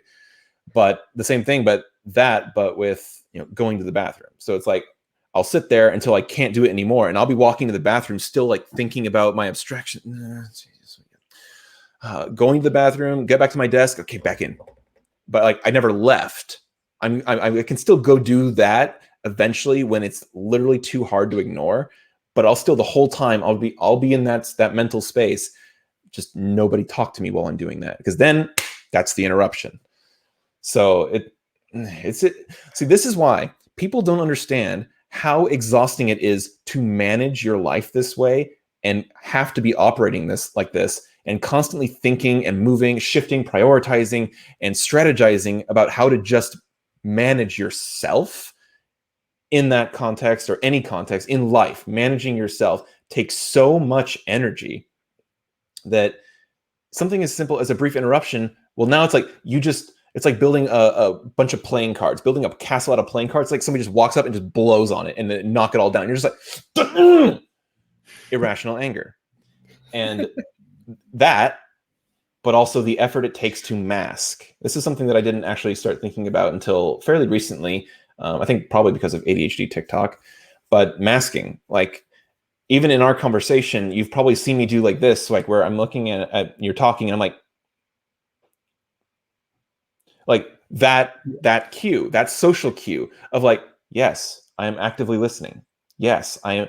If we were in person, yes, I'm making eye contact. I'm actively listening. That takes effort, like, because those social cues, performing the dance of conversation like that does not come naturally to me. It doesn't. If it was me just having a conversation, I'd just be like this. I'd just be, but I wouldn't even be looking at your eyes. We wouldn't be making eye contact, which is why it's also helpful. Like I'm basically just watching myself talk on the screen. But what happens is that if I'm distracted by making eye contact, looking at your face, monitoring your reactions, and maybe even also doing the social cue, like, yeah, nod, yes, or those social cues literally take effort to remind myself to do that, to then take the action. I'm also being distracted by the visual input of your face and your own emotional reactions and reading that. Are they mad at me? Perceive things, like all of this stuff is churning in the brain while you're talking to me. So if I'm trying to understand what you're talking to me and be an active listener and engaged and participant in this conversation, then all this other energy is being expended on all these background processes, like your computer. You have the application up, but what's going on in the background? That's like the constant attention churn in the back of your head, taking up all of your focus. And so what often makes people upset, especially like my grandparents who took forever to realize this, is that if they're talking to me and I'm being an active listener, I'm not even looking at them. I'll be like over here, like you probably seen me do this in the stream already, where you're talking and I'm like this. I'm not looking at you. I'm not looking at me. I'm 100% focused on the auditory input coming into my earphone. And that's how it has to be. Is that I can't be distracted by the visual input. I'm completely focused on the auditory input. And what makes people mad is that is not how neurotypical people converse. They are constantly like eye contact. They activate the mirror neurons that mean like you're nodding your head, I'm nodding my head. Yes, we mirror each other's body language. That is how neurotypical people interact. Mirror neurons, social cues, things are going on. It's constant action, but for them, it's more unconscious. For me, it's not. I have to remind myself, yes, I should nod here. I should say, or do something. Or it's me constantly reining in my, don't interrupt, write it down. Okay, but don't interrupt. All of that stuff takes time, energy, focus, and attention. And when you mask, that takes energy, attention, and focus. And that's the whole point, is that if it's just me interacting with somebody else, if they can at least understand my communication style. Like my grandpa, who got unbelievably frustrated with me all the time because he thinks I'm not listening. But when he's like, it's like this, like, okay, he's talking. Like, are you even listening to me? It's like, yes. And let me repeat verbatim what you said to me. And it's a freaking paragraph that I can recall directly from memory. Here's everything you said to me verbatim. And he's just like, oh, okay. Same thing with my partner, my girlfriend. It took a long time because she like never had like interacted with somebody like this. Is that if I'm an active listener in the conversation, I'm likely not looking at you or interacting with you in what you expect to be a neurotypical type of conversation. If I'm actively listening, I'm likely not even looking at you. So when she would get upset the same way, like, are you even listening to me? I would repeat back to her everything she said verbatim. And she like, oh. So it's finally like it got to the point where, okay, she understands and she knows I'm listening, because then after she's done talking and it's like, okay, it's your portion to be an active participant, you repeat something back, you say some relatable comment. She's like, yeah, and so just said this stupid thing to me today and it was really dumb, and so this happened. And I'm like,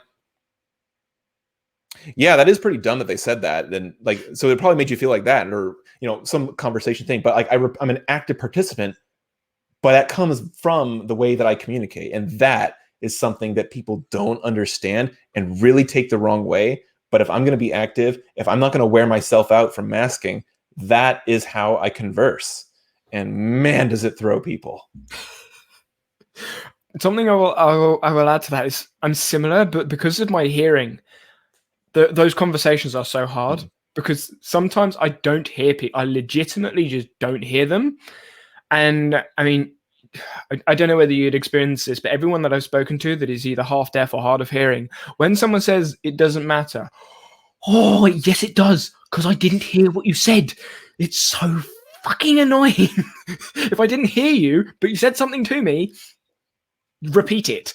And then I was going to say selective hearing. For me, I kind of have like in my head this process, even with only one working ear. When people say stuff, there are some stuff that they say, I'm just like, irrelevant. That bit's useful. And I sort of like, just remember that one bit. Which is kind of what I do with videos as well. When I'm watching videos at times too, so I'm like, okay, most of this video is a load of tut. I'm just going to remember this. There's one point they made. I was like, that's a good point. But selective hearing, is that something that you do, or do you just remember everything that you hear? Working memory is a hallmark issue of ADHD. So like things like somebody's name or phone numbers, like in one ear, out the other, I'll remember faces, no problem. But when it comes to those short little details, working memory is horrible. So I won't usually be able to recall like that entire conversation unless it's like literally right in the moment. But I think that's actually a different thing entirely than selective hearing, because selective hearing is kind of like somebody's talking to you and you're not listening at all until they say something that's like, ah. So that is not really a thing, because if I'm actively listening, I'm going to do the strategies I just said before.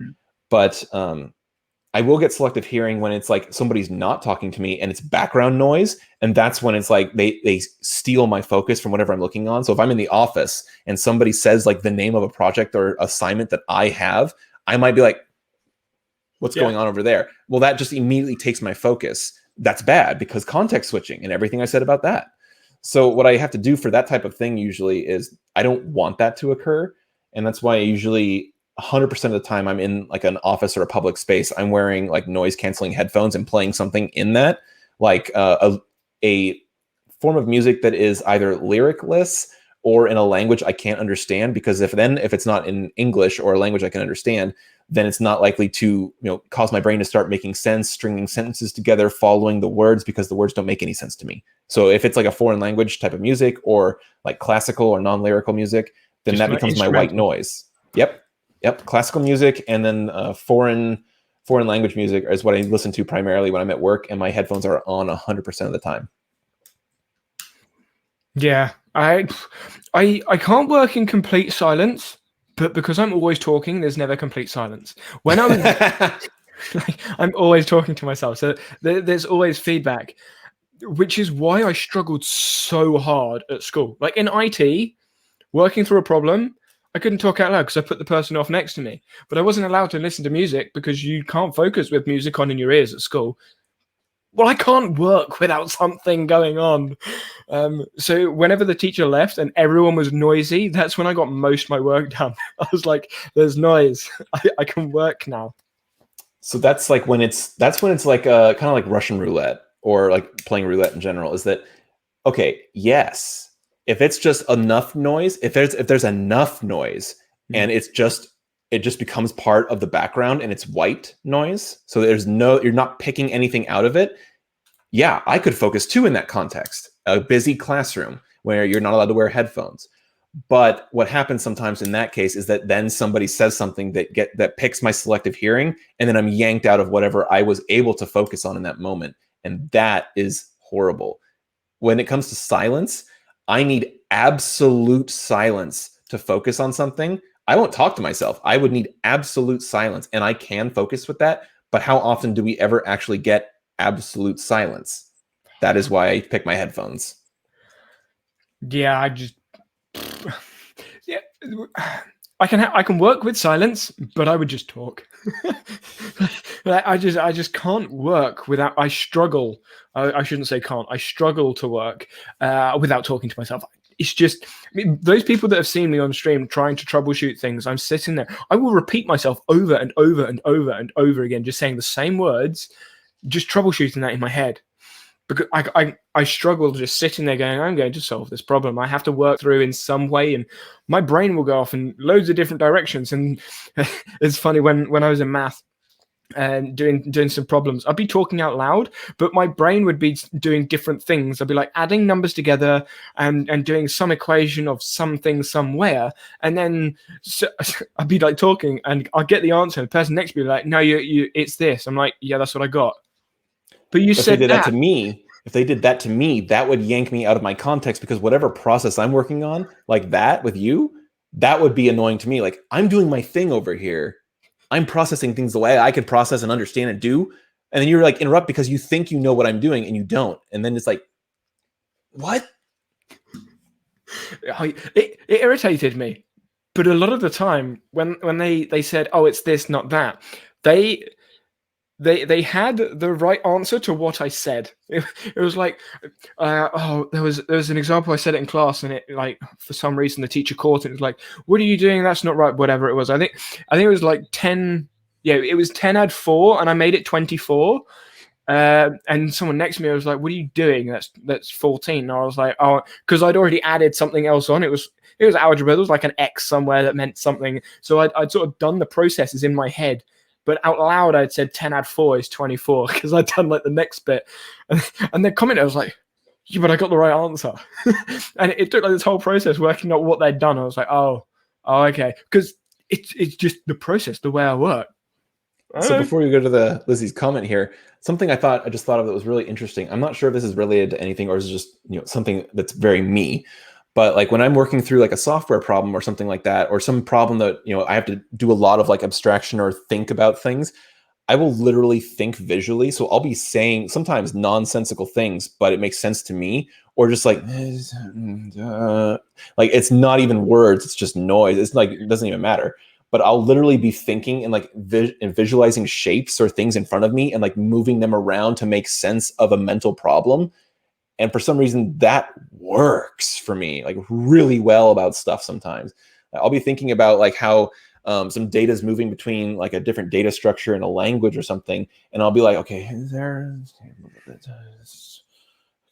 oh, yeah, okay. Yeah. People think I'm freaking nuts, but it works. So it's I sometimes I feel like if I was to put a camera up there and just like not acknowledge the camera is up there, and just if someone was to poke a camera through my wall and me not know about it, and then just show like, okay, this is what he works like by himself. It's not just he is actually this mad.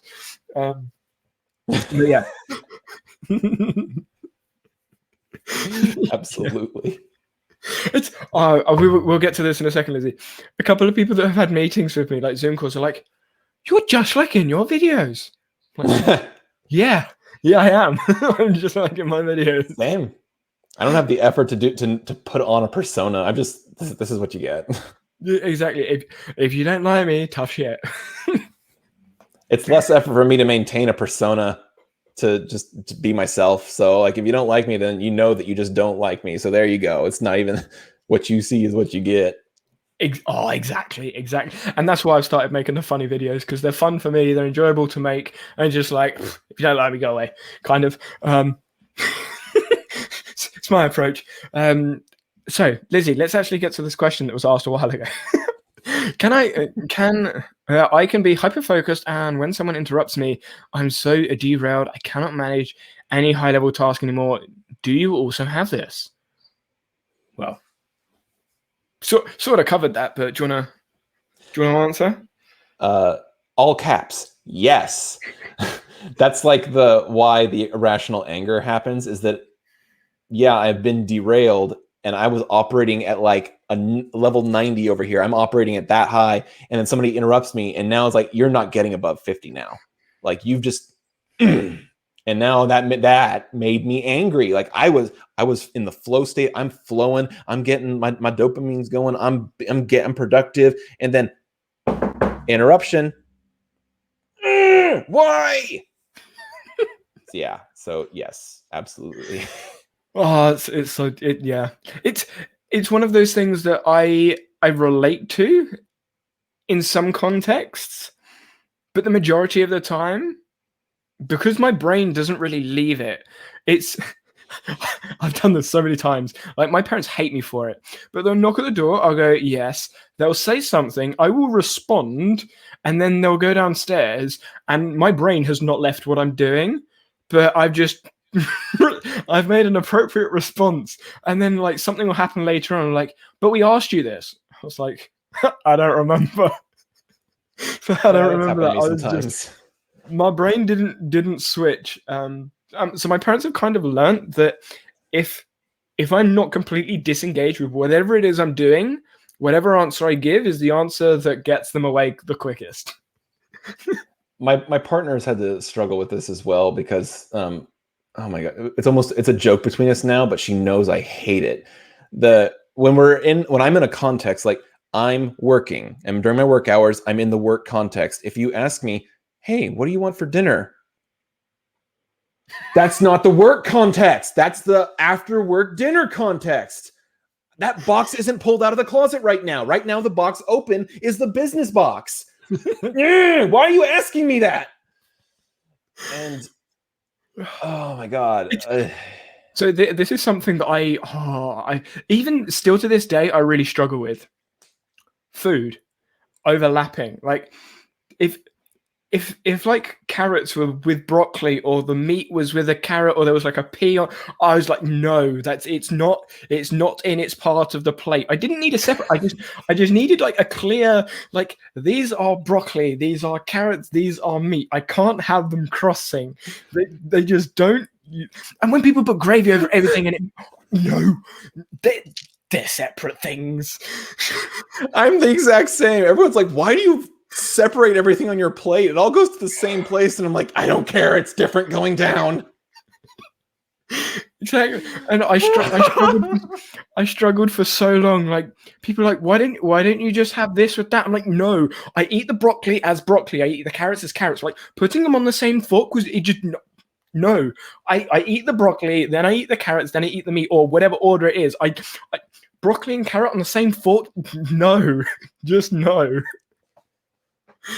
See, I am convinced you have ADHD. I'm convinced, man. It's just so annoying, and I feel like my dad even does it to wind me up. He'll put one pea, like even like earlier we were watching the football downstairs. He put a pea on my pork. I was just like, and the first thing I did was move the pea off. I'm not going to eat anything, not going to touch it. The pea has to come off of there. Just can't. No. And then similar with the gravy, like it's even got to the point, like because like changing the amount of food on the plate, whatever it is, I don't put the gravy on the plate until there's enough space on the plate for the gravy not to hit the other stuff.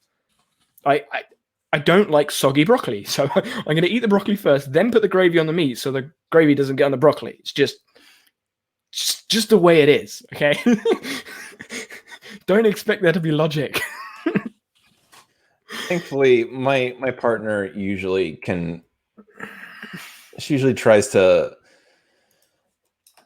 meet me halfway when it comes to a lot of this stuff. Like, she understands that a lot of my issues make a lot of things difficult, or she'll try and like, work around it a little bit. And so sometimes we actually, I guess it's kind of like a couple thing, or maybe it's just like something that we do. Like, we name things. So like, I put a name to it. So like, whenever I'm having like a lot of issues with something or ADHD issues, that's Phil. I think of Phil as like, that like 40-plus-year-old disgusting man living in his mom's basement. Like, it's just an unpleasant dude. And that's like my ADHD issues. Like, that's Phil. So we actually, I'm gonna send you the link in the private chat here, but we got these little octopus plushies. Like, they're kind of like Instagram is like, the ads on Instagram are just like shooting these to everybody. But we got these each, so that way if we're feeling like if we're having like negative emotions or something, and oftentimes like I'll be feeling something and then I don't have the effort to verbalize that, and I don't want to talk, but I do want to convey that I'm feeling something. But I don't think it is as severe as like something called selective mutism, where you literally can't talk. It's just like, to talk takes so much effort that I just don't talk to me. Just don't talk to me right now. Like, give me a few minutes. But I don't even want to say that. It's like, I can't even explain that I don't want to talk, because that's talking. So we got these little like double-sided octopus things. Yeah. So that way, if one of us is feeling a negative thing, we just flip the octopus, and each of them has a name. So like, for mine, the unhappy side is Phil, and the happy side is something else. And so it's kind of like a cutesy little couple thing, but it's effective. Like, with ADHD or autistic kids, like, sometimes it's these simple little like toy gamified things that does make things a little easier. And so we use that, and it's helpful a lot because she tries to work around my issues a lot of times, or I tell her straight up, like, you're asking me this right now, like maybe like the dinner thing, things like that. But like, you're asking me about dinner right now. It's like, okay, I'm in this right now. Can I answer that in like an hour or so or whatever? And she'll usually like be helpful and like meet me halfway with that. Like, yeah, sure. And just like, I'm on this right now. Let me do this, and then I'll get to that. And she lets me like control my context switching, instead of like, hey, I know you're in the middle of this really intensive task right now. Can you go take out the trash? Like, so thankfully that helps. I see that you got something that you need to get out. Yeah, well, I was going to say very quickly, can I put the link in the chat? Yeah. Absolutely, yes, please. I just so I confirm with that one. And yes, those things, like the house chore thing, or the can you walk the dog? Can you do this? I'm like, if you've asked me to walk the dog, I will walk the dog. But if I have or haven't walked the dog, I'm either going to do it, or I haven't done it yet, or I've already done it. You don't need to come in and check. I won't forget it. It's there. It's in my head. Either I've deliberately chosen not to walk the dog for a reason, or I've already walked the dog, or I'm going to walk the dog in a minute. You don't need to check. Just leave me alone. And I have the biggest problem when you tell me to do something. I'm not the type that will forget it, because now it's like, okay, I have a new task. I add it to Todoist. I have a timer. I'm not going to forget it. I never forget anything because I manage myself with software. So I'm not going to forget it. So what's the problem? You think I haven't done it, and I'm not going to do it because it hasn't gotten done yet on your time frame. So what used to happen all the time, mom is like, hey, can you do the dishes? Sure. That doesn't mean I'm going to drop what I'm doing right now and do them now. So in a half hour or in an hour, because they're not done, don't get mad, do them, and then do that whole like, I'm going to do them. I'm going to be mad at you the whole time and just be mad because you didn't do them. It's like, I didn't do them yet. Just because you wanted me to do them doesn't mean I'm going to drop everything in my life to do them on your time frame. Now this is something interesting, because with the washing the dishes, right? In my head, so when I moved out, in my head, there is no point me getting a bowl, like doing all the washing up and stuff for like a bowl and a spoon. Like, I don't see the point. So I put the bowl and the spoon on the side, and then I had lunch, and that was like a chopping board and a knife, and then that go on the side, and then I'd have dinner, and then it'd be all the stuff from dinner, and then I'd wash it up at the end of the day. My parents are like, "You haven't washed up from breakfast." No, why would I spend like 10 minutes washing two things up when I know I need to do the washing up again in like 3 hours? That just doesn't make sense. I will wash it up, just not right now.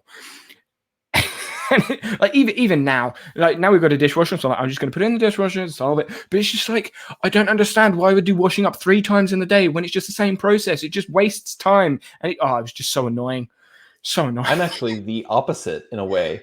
So like, what happens with me is people will like when I was living with my mom, it was the whole family lets dishes build up in the sink, and so if I'm like called to do them, that's like now it's one of those executive function mountains to climb. It's not a little hill versus like, okay, if I have a bowl and a spoon from breakfast, it's just a very quick wash, put it over there to the drying rack. So that's easy. That's a little hill for me. So for me, I'm the opposite, is that I want to do it when it's a very little task to take on, get it accomplished. Now it's like, oh, I finished a little task. I have some more momentum now. I'm on a roll. So that's easier for me than to, we accidentally let this build up for a few days. Now the sink is full of dishes, and now this is an involved 30 to 45-minute task that is unpleasant, so it's already hard to begin. So that's like how I'm actually the opposite from you in that respect. Interesting. Yeah, I would, because starting doing something that isn't inherently fun is just not a pleasant experience. So I'd much rather start it once, do it, and get it done than start it 3 times. And versus, I'd rather just stay in the flow, and I'm just like, hey, if it's just, very quick, okay, we're done. Then it's very little time. I'm not interrupted. It's something as quick as like, okay, I'm still thinking of just, okay, and I'm back over here because it was very minimal effort. But if it's too much, dinner took a lot of dishes, and it's a much bigger undertaking, then it's likely to then snowball and then become a bigger issue later on that requires a larger amount of executive function to tackle. And it's like, again, it's this constant dance where you're just like, all this shit takes so much energy. Ah. Exactly. I completely feel you. And was it Lizzie? Yeah, it was Lizzie. And I will say, when even though we are currently on my channel, I believe I have the link in the description. The next streams will be on the second channel, just as like a heads up while everyone is still here. The streams next week, and well, from now onwards will be on the second channel, link in the description. So I will still put a community message on this channel, but the community tab isn't shown to everyone. So just like a heads up, keep an eye on that channel.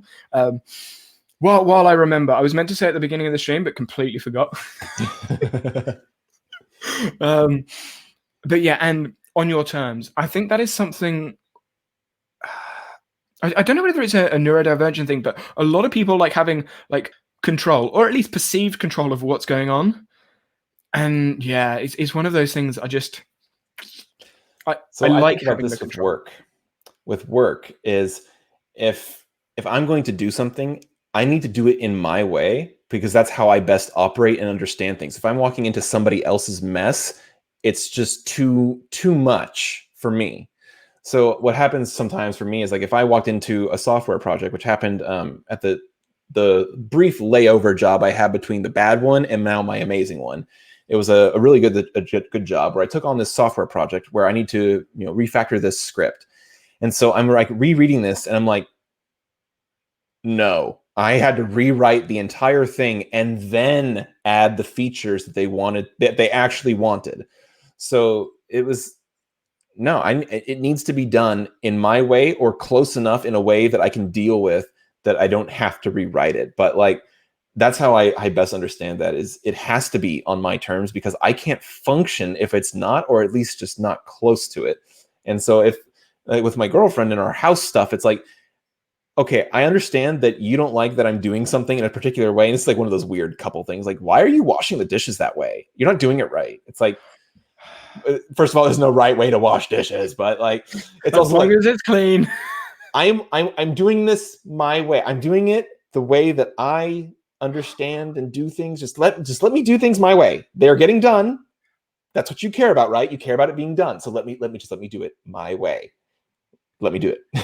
And it's like that for like a lot of things. It's just like, just let me operate in my little world the way that I know how to function best. And that's really what it comes down to, is let me shape my environment as much as I can to be more conducive to a better, happier, more productive life for myself. That's the best way I can operate. So I don't know whether this is like a UK term or an England term or something, but cack-handed. Like, I don't know where it's come from, but when you do something cack-handed, it's like, it's not the most obvious way to do something. So like when you hold a knife and fork, if you hold it like that, it's just like cack-handed. It still works. It just doesn't work in like the way that whoever said it, like that's cack-handed, because it's not the way they do it. And my dad says that to like me all the, like I eat with my fork in my right hand, knife in my left-handed, like, so right-handed or left-handed, whatever way it is, but it's different to them. And like, you eat so cack-handed. I'm like, no, it's just different. And whenever I'm doing anything, whether it's like washing the dishes or putting stuff, like I do it in a way that my body allows me to do it. And that term in my head is just so annoying. It's like, it's so cack-handed. No, it's just different from the way you do it. Like, it's not wrong. It's just Neurodivergent. Yep. We're closing in on. We are hitting 2 hours. Wow. Okay, 2 hours. There we go. Boom. I don't know how long you've got, but I know your day is normally fairly busy. So I'm 6 weeks ahead on videos. I'm good. My girlfriend isn't even home yet, so we don't even have to go shopping yet. So I'm good to go. I love that. My girlfriend's not home. I don't have to go shopping. Yes. So I'm learning. Here's my eclectic interests. I'm learning 2 languages right now, not programming, but like languages. So I'm learning Norwegian, but I'm also learning my girlfriend's native language, which is a very like small, obscure ethnic group language. And one of the first things she taught me was, because I hate going shopping. I hate going to stores. I get bored. So like I hate shopping. And the first thing she taught me how to say was like one of the first things was, I don't want to go to the store. And so now she'll like say, all right, you want to go with me? And I'm like, yeah, I mean a lot. I'm like, I don't want to go to the store. No. It's funny, like when I had to shop for myself, like when I moved out, shopping was such a quick thing. It was like, I know exactly what I'm going to get. I know exactly where I'm going. And I will literally speed around a shop. I'm going to get that done. Like I pay and I'm out the shop and I'm back home. Then I went like shopping with my parents and I'm like, why are you looking at that? Why are you looking at that? We don't need that. We don't need more. Can we just go now? It's like, this takes so long. I just want to get in and out. Absolutely. What I used to do, like, this is how, like, I'm just going to say, like, this is how, like, anal I used to be about this type of stuff, is I know exactly what's on my list. I plan my meal. I know what I'm going to get. I know every ingredient. I know how much of the ingredient. I will then even lay out the list based on, okay, this section of the store, this section, and I will make my efficient route for minimal back tracing. I'm going to make a circle, go through the lanes, and in order of the lanes, because I remember exactly what's in each lane, what things are where. I will write my list so that I can just do a single streamlined route, end up at the cash register with all my shit, pay for it, and leave, and I will be maximum efficiency. Then enter my partner into my life, and it's just like, we're going to go over here. We're going to go over there. Oh, we forgot that. Okay, we're going over here. We're going to go over there now. It's like, Yes. What happens with that is that I've learned to come to terms with it, because what happens is that then, yes, if I'm efficient, I will get only what I need. But often it's like, okay, well, now I'm hungry for something I don't have. I want a snack or something. And she's the brilliant one who, because we meandered, we came across stuff, we grabbed some extra things that weren't on the list. And now we have a more like wholesome amount of things in the fridge versus like only the strictly planned stuff. And so that's how I'm like, okay, I can relax on this. And but sometimes it's just like, I just want it to. Yeah, I mean, so all the shops near us, obviously, we got like aisles going up and down. I knew what was in what aisle and what came up first. So I just had to do it. I had to go up and down every aisle. So like the Asda store, that's like basically like 5 minutes that way. You go in, you've got the clothes on the left, which I never went to because who needs to buy more clothes?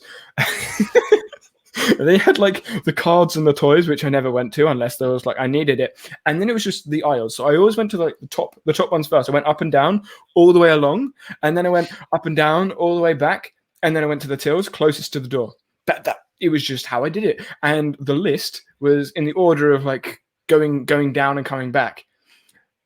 And I always went past everything. And I was always like looking, but I was like, do I need anything? No, nothing really grabs my attention. And then picked up what I needed and then carried on. So I always saw everything in the store, but I only really paid attention to what I needed. Most of the time, the only thing that really grabbed my attention was the reduced stickers. If something's reduced, I'm like, oh, what is that? Could I get that? Yeah. I don't know if that's a good thing or not, but here I like this question from Paulie. This is something that's really interesting. Is that because I'm on YouTube and I have a YouTube digital content creator business. Ha ha ha. So because of that, because of the way I think other people are thinking the way I think and operate. So this is like a really sort of weird thing where I think that something might not be effective from a business standpoint because it's not effective on me. I am basically unaffected by advertising completely. So if I get an advertisement for something or a product, a service, it's almost like, yes, I can see your sales copy here. I can see that you're appealing to my emotion or my sense of, inspiring fear or a lack of self-confidence about something, or like I can see the psychological motives they put into advertising, or I can just recognize like, yes, this is an advertising. You have a testimonial here. Did you just pay that person? I've seen people paying people for Amazon reviews. Like none of this shit is effective to me at all. So advertising is basically ineffective. I'm still an impulsive purchaser because of ADHD, but that's on things that I already know I want. Like I want them for a reason, not because of advertising. So advertising is useless to me, which means that I'm like, okay, if these types of typical business approaches that are obviously effective because it's $1 billion industry plus whatever, that doesn't mean it's not effective for other people. So from a business standpoint, I operate a lot of things like the way that it would work on me or for me, but not other people. And so like, that's a really weird thing. And to actually relate it to your question, my girlfriend is a slave to advertising. She's like, I saw this ad. I really want this thing. It's really nice. I saw it here. I saw it there. I watched this ad. I'm like, I always straight up tell her like, you're a slave to advertising. Because she's like, doesn't this make you want this? Like, no, not at all. Why do I need that? I have no need for that. Don't care about this. It's a poor advertisement anyways. So if it comes to a better brand, if it wasn't for her trying things and getting me over time more comfortable with like, okay, I should try other things, I basically, because of executive dysfunction, the friction and energy required to make a choice, is I would just default to things that take no choice, basically to always defaulting to the path of least resistance. So like people like big names. I just saw actually like I'm not sure how accurate it is, like something about Mark Zuckerberg only having one kind of shirt. So it's not a choice. You only have one kind of shirt. So you just grab that shirt. It's not only one of them. It's just a bunch of them that are the exact same shirt. Well, now it is one less choice you have to make. You don't have to decide what shirt to wear. It's like that, but applied to everything. So you basically are on autopilot for anything. Why did you do that, Brian? That's the way I've always done that. It's my habit. Yeah, that's that in outside of a work context. I hate that in work context. But in basically in my managing my personal life, I have the same shirts, I have the same socks, I have the same routines, the same habits, the same foods, and it's a very bland and an annoyingly bland existence. But it's almost hard to escape that. But it's the default setting because one, paralysis of choice. If you have 50 types of tomato sauce to pick from, it's going to be incredibly difficult for you to pick one versus you only have 3 options. Paralysis of choice. But if you have those 3 options and you know that you love one of them, are you going to really take the chance to potentially ruin a meal by getting a sauce you don't like? And that is something that is probably greater for, at least it's greater for me, of an impact than for somebody like my girlfriend who will likely take that chance. So I see there's a second part of this. You will see the product objectively if you don't browse or shop. How are you going to find new products? I didn't. That's the thing, is that maybe there's a weird random chance that somebody like gives me some free food, or I try a random sample in Costco or something, and something external happens to me where I am then trying it, or somebody, here's the most effective thing initially. before I got really more adventurous, because this has gotten better through just trying to manage myself, is that often it'd be my girlfriend's the explorative one. So I get what I know I like every time. But if she gets something new, tries something new, she's the explorer, I'll try a little bit of what she got. And I'll be like, ooh, I like that. Next time I might get that. But she's the one who explores. And it's a dynamic that works for us, but it's honestly, it's difficult. I don't like that. I don't like that I just default to the comfortable, no choice default setting. And that I kind of rely on her a little bit for that. It's like, you're the adventurous one. Try this recipe and I'll try it. And so it's, hey, Lindsay didn't leave after all. Yep. Yeah, decision fatigue is what comes to mind when talking about this sort of stuff. I'm just like, I don't want to make decisions. I just want to get up and do the thing. Oh, I mean, my parents with the food. I can go downstairs and there'll be stuff on the plate I've never even heard of, seen, or combinations of food. I'm like, why have you put this thing together? Why have you cooked it like that? But they're like, well, we're trying something different. I'm like, and I don't know if I like it. I don't know if I'm going to like it. Maybe sometimes I do, sometimes I don't. But it's just like, why can't we just eat something I know I like? Just make it easy. Yeah, the decision-making thing, like right here with making decisions and hating that, that's exactly the thing with, what do you want for dinner? Okay, now I have to, not only am I bothered with context switching, but now I have to make a decision, but then communicate, and then, oh, you don't like that? Well, now we need to, it's a process that is now context switching, engagement of making a task decision, and then conversing. That's like several different domains of energy sucking activity for something that I was in the middle of a business work abstraction context over here, and then you just blindside me with that. So this drives me absolutely insane. Not for the context switching, just for the complete pointlessness of the question. Someone asks you a question, like a yes or no answer or whatever. You give an answer. It's not the answer they wanted, and like, for example, like earlier today, like for dessert we had, I can't remember what it was, something, and my mum was like, "Do you want custard or ice cream?" And I was like, "Custard." And she's like, "Well, what? I would prefer you to say ice cream." I was like, "Well, ice cream then." Okay. Why did you ask me the question? If you want to put ice cream with it instead of a custard, it's just like, just put the ice cream with it. I'm not sure if that's just like a family, a partner thing, or if it is just a neurodivergent thing. I'm sure it's probably actually the former, but like, my girlfriend too. It's like, you ask the question, you give me options, you make me choose, but you already had one in mind that you wanted. And I honestly am not invested enough to care. I will give you a response if I have to make a choice for myself. But if you had a preference, I would default to that because I don't care. Yes. And not like I don't care, but like, I'm not invested in the outcome. Either is good. So if you have a preference, I default to that. I don't care. So don't give me that choice. Don't make me expend that energy. And I don't want to forget to address Polly's second to last comment. Second to last, that one. Okay, so yes, what I used to do is I would plan a meal.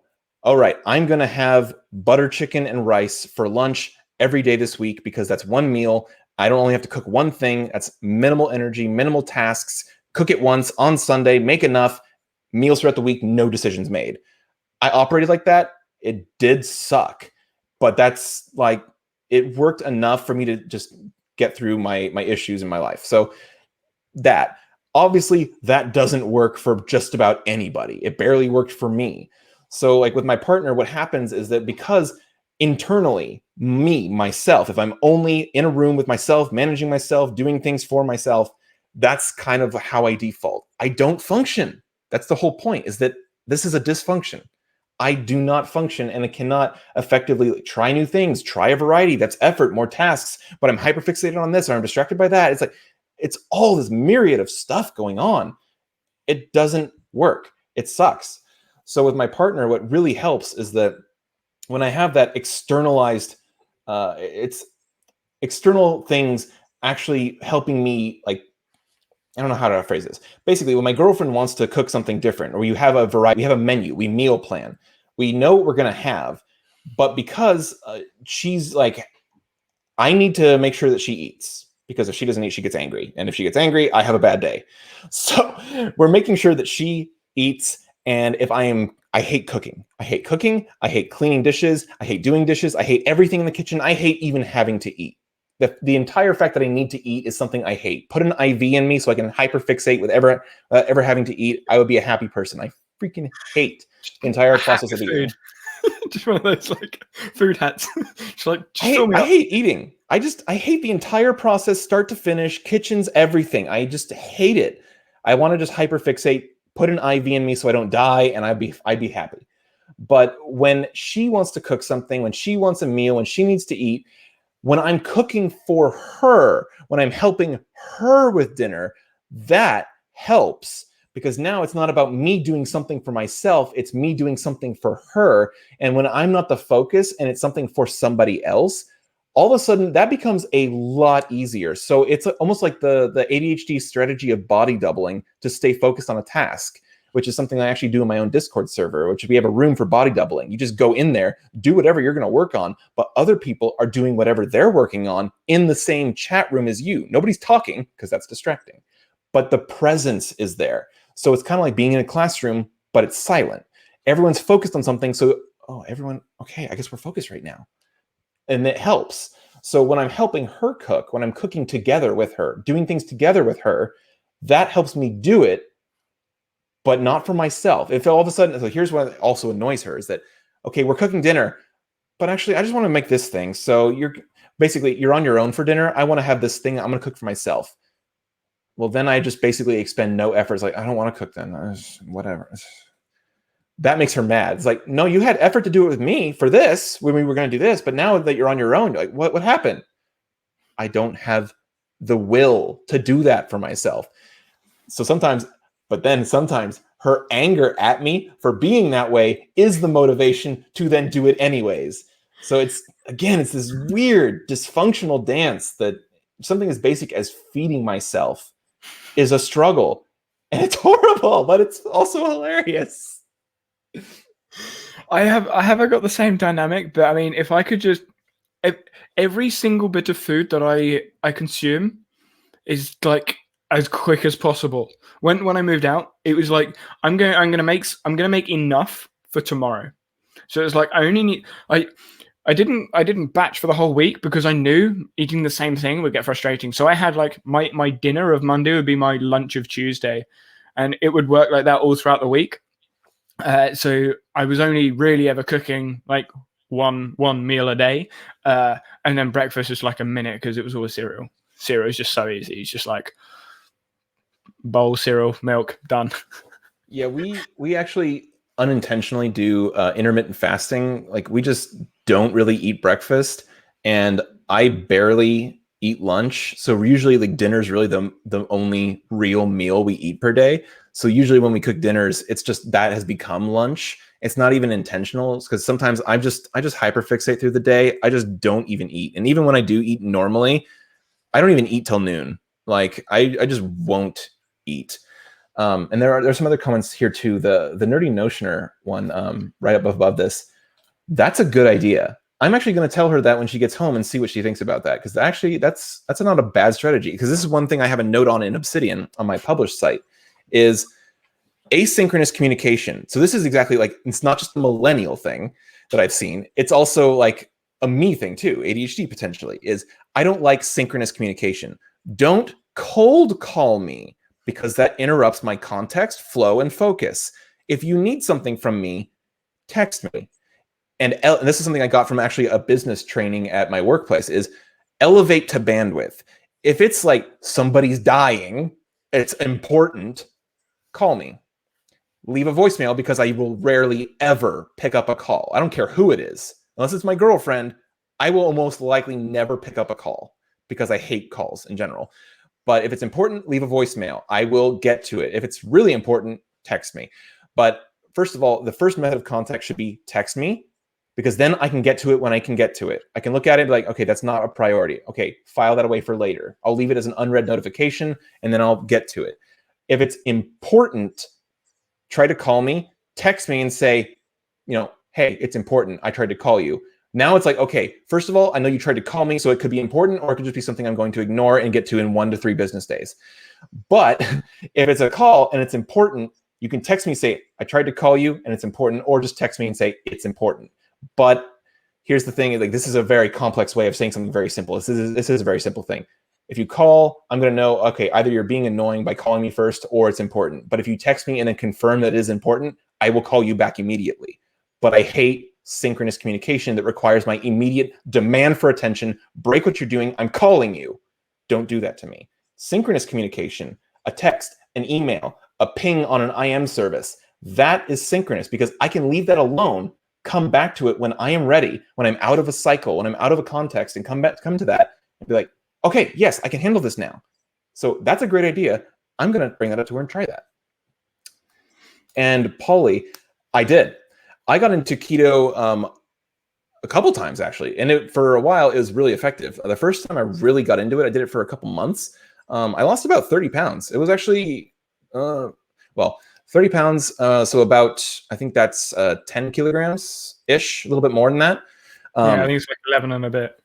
Yeah. So that was actually a really effective thing for me. And honestly, it works because here's the thing because of decision-making, I'm really polar with decisions. I have to be all in or not at all with things often. So when it's with keto, it's like, okay, great. The polar decision is you will not eat any of XYZ, only ABC. So now it's like, okay, well, that changes a lot of decisions for me. That removes a lot of decisions. I don't have to make the choice of eating X or A. It's you can't eat X. It's only A. Okay, less decisions. And the only issue with that is, okay, well, then I'm not really adventurous to try new recipes. I get bored. I fall off the wagon. So when my girlfriend was with me and we both did this together, that really made it possible. But then she's Asian, and typically, so she's like, I need rice. Okay, I can't live without rice. I'm like, okay. So it's kind of, but it did work really well for us. I think she lost 10, I lost 30 pounds in like a couple months. So we did try it. It is good, and I honestly do want to try it again. But there was another question as well, which, I mean, I think it depends what country. Mm-hmm. If you're in the US, I'm not sure, most of your audience, I'm sure, is like UK and Europe, based on Most of them are US. Oh, really? Okay. Most of my audience are, well, I don't know about live stream audience, but most of my YouTube audience are US. Oh, interesting. Okay. Well, if you're in the US, I'm sorry. The healthcare here is horrible, but if you have healthcare, which US, if you have healthcare, usually it could be something as simple as talking to your GP, your general practitioner, your normal doctor who you've had since a child or something like that, getting a referral or just straight up contacting the mental health department or a behavioral services department of whatever hospital or network you have, and then talking to a psychologist / therapist or whoever. And then usually there are tests involved, like, do you have these symptoms? Do you have enough of those boxes checked? And do you have them checked to a severity level that indicates that you likely have a disorder? And that's usually how they diagnose you. So it's usually talking to somebody in behavioral services to get a diagnosis. And from there, depending on a myriad of things, payment, insurance, provider, any of those things, you can receive different treatments, not just medication, though medication is known factually to be one of the most effective methods for ADHD treatment, along with things like exercise and cognitive behavioral therapy, CBT. So a lot of these are the most effective strategies. So if you are interested in getting one, you can do it. I highly encourage people to do it just because having that self-knowledge is useful. It's not going to be a bad thing to know that you have something. It'll validate you in that and open up a door for you to like go look for strategies, tools, and at least to understand yourself better. So I always say if there's no reason to not do it for you, I say why not do it? If you can, that is. Awesome. Love it. I've been slowly writing stuff down as quiet as possible because my keyboard is kind of loud. So I've got lots of notes and stuff to take away. But yeah, awesome. We've been going for about 2.5 hours almost, which is nice. We always go off and off and off. This is something that I say. Mike Vardy came on a couple of weeks ago, and he did just over 3 hours, and he was like, "This has got to be a longer stream." And then I realized, oh wait, Marie Pauline's stream was like 13 minutes longer, and I was like, oops, sorry, Mike, not quite. But you've beaten both of them by being on for 2 streams, both over 2 hours. So there you go, 4 hours. Bam. Sorted. Not that it's a competition at all. I think it's just neurodivergent conversing is we could just go on and on and on. We're just playing off of each other. Oh, we certainly could. And this is something that I know I want to do in future. I will probably set it up on the second channel, because streams on this channel just kill it. They really do.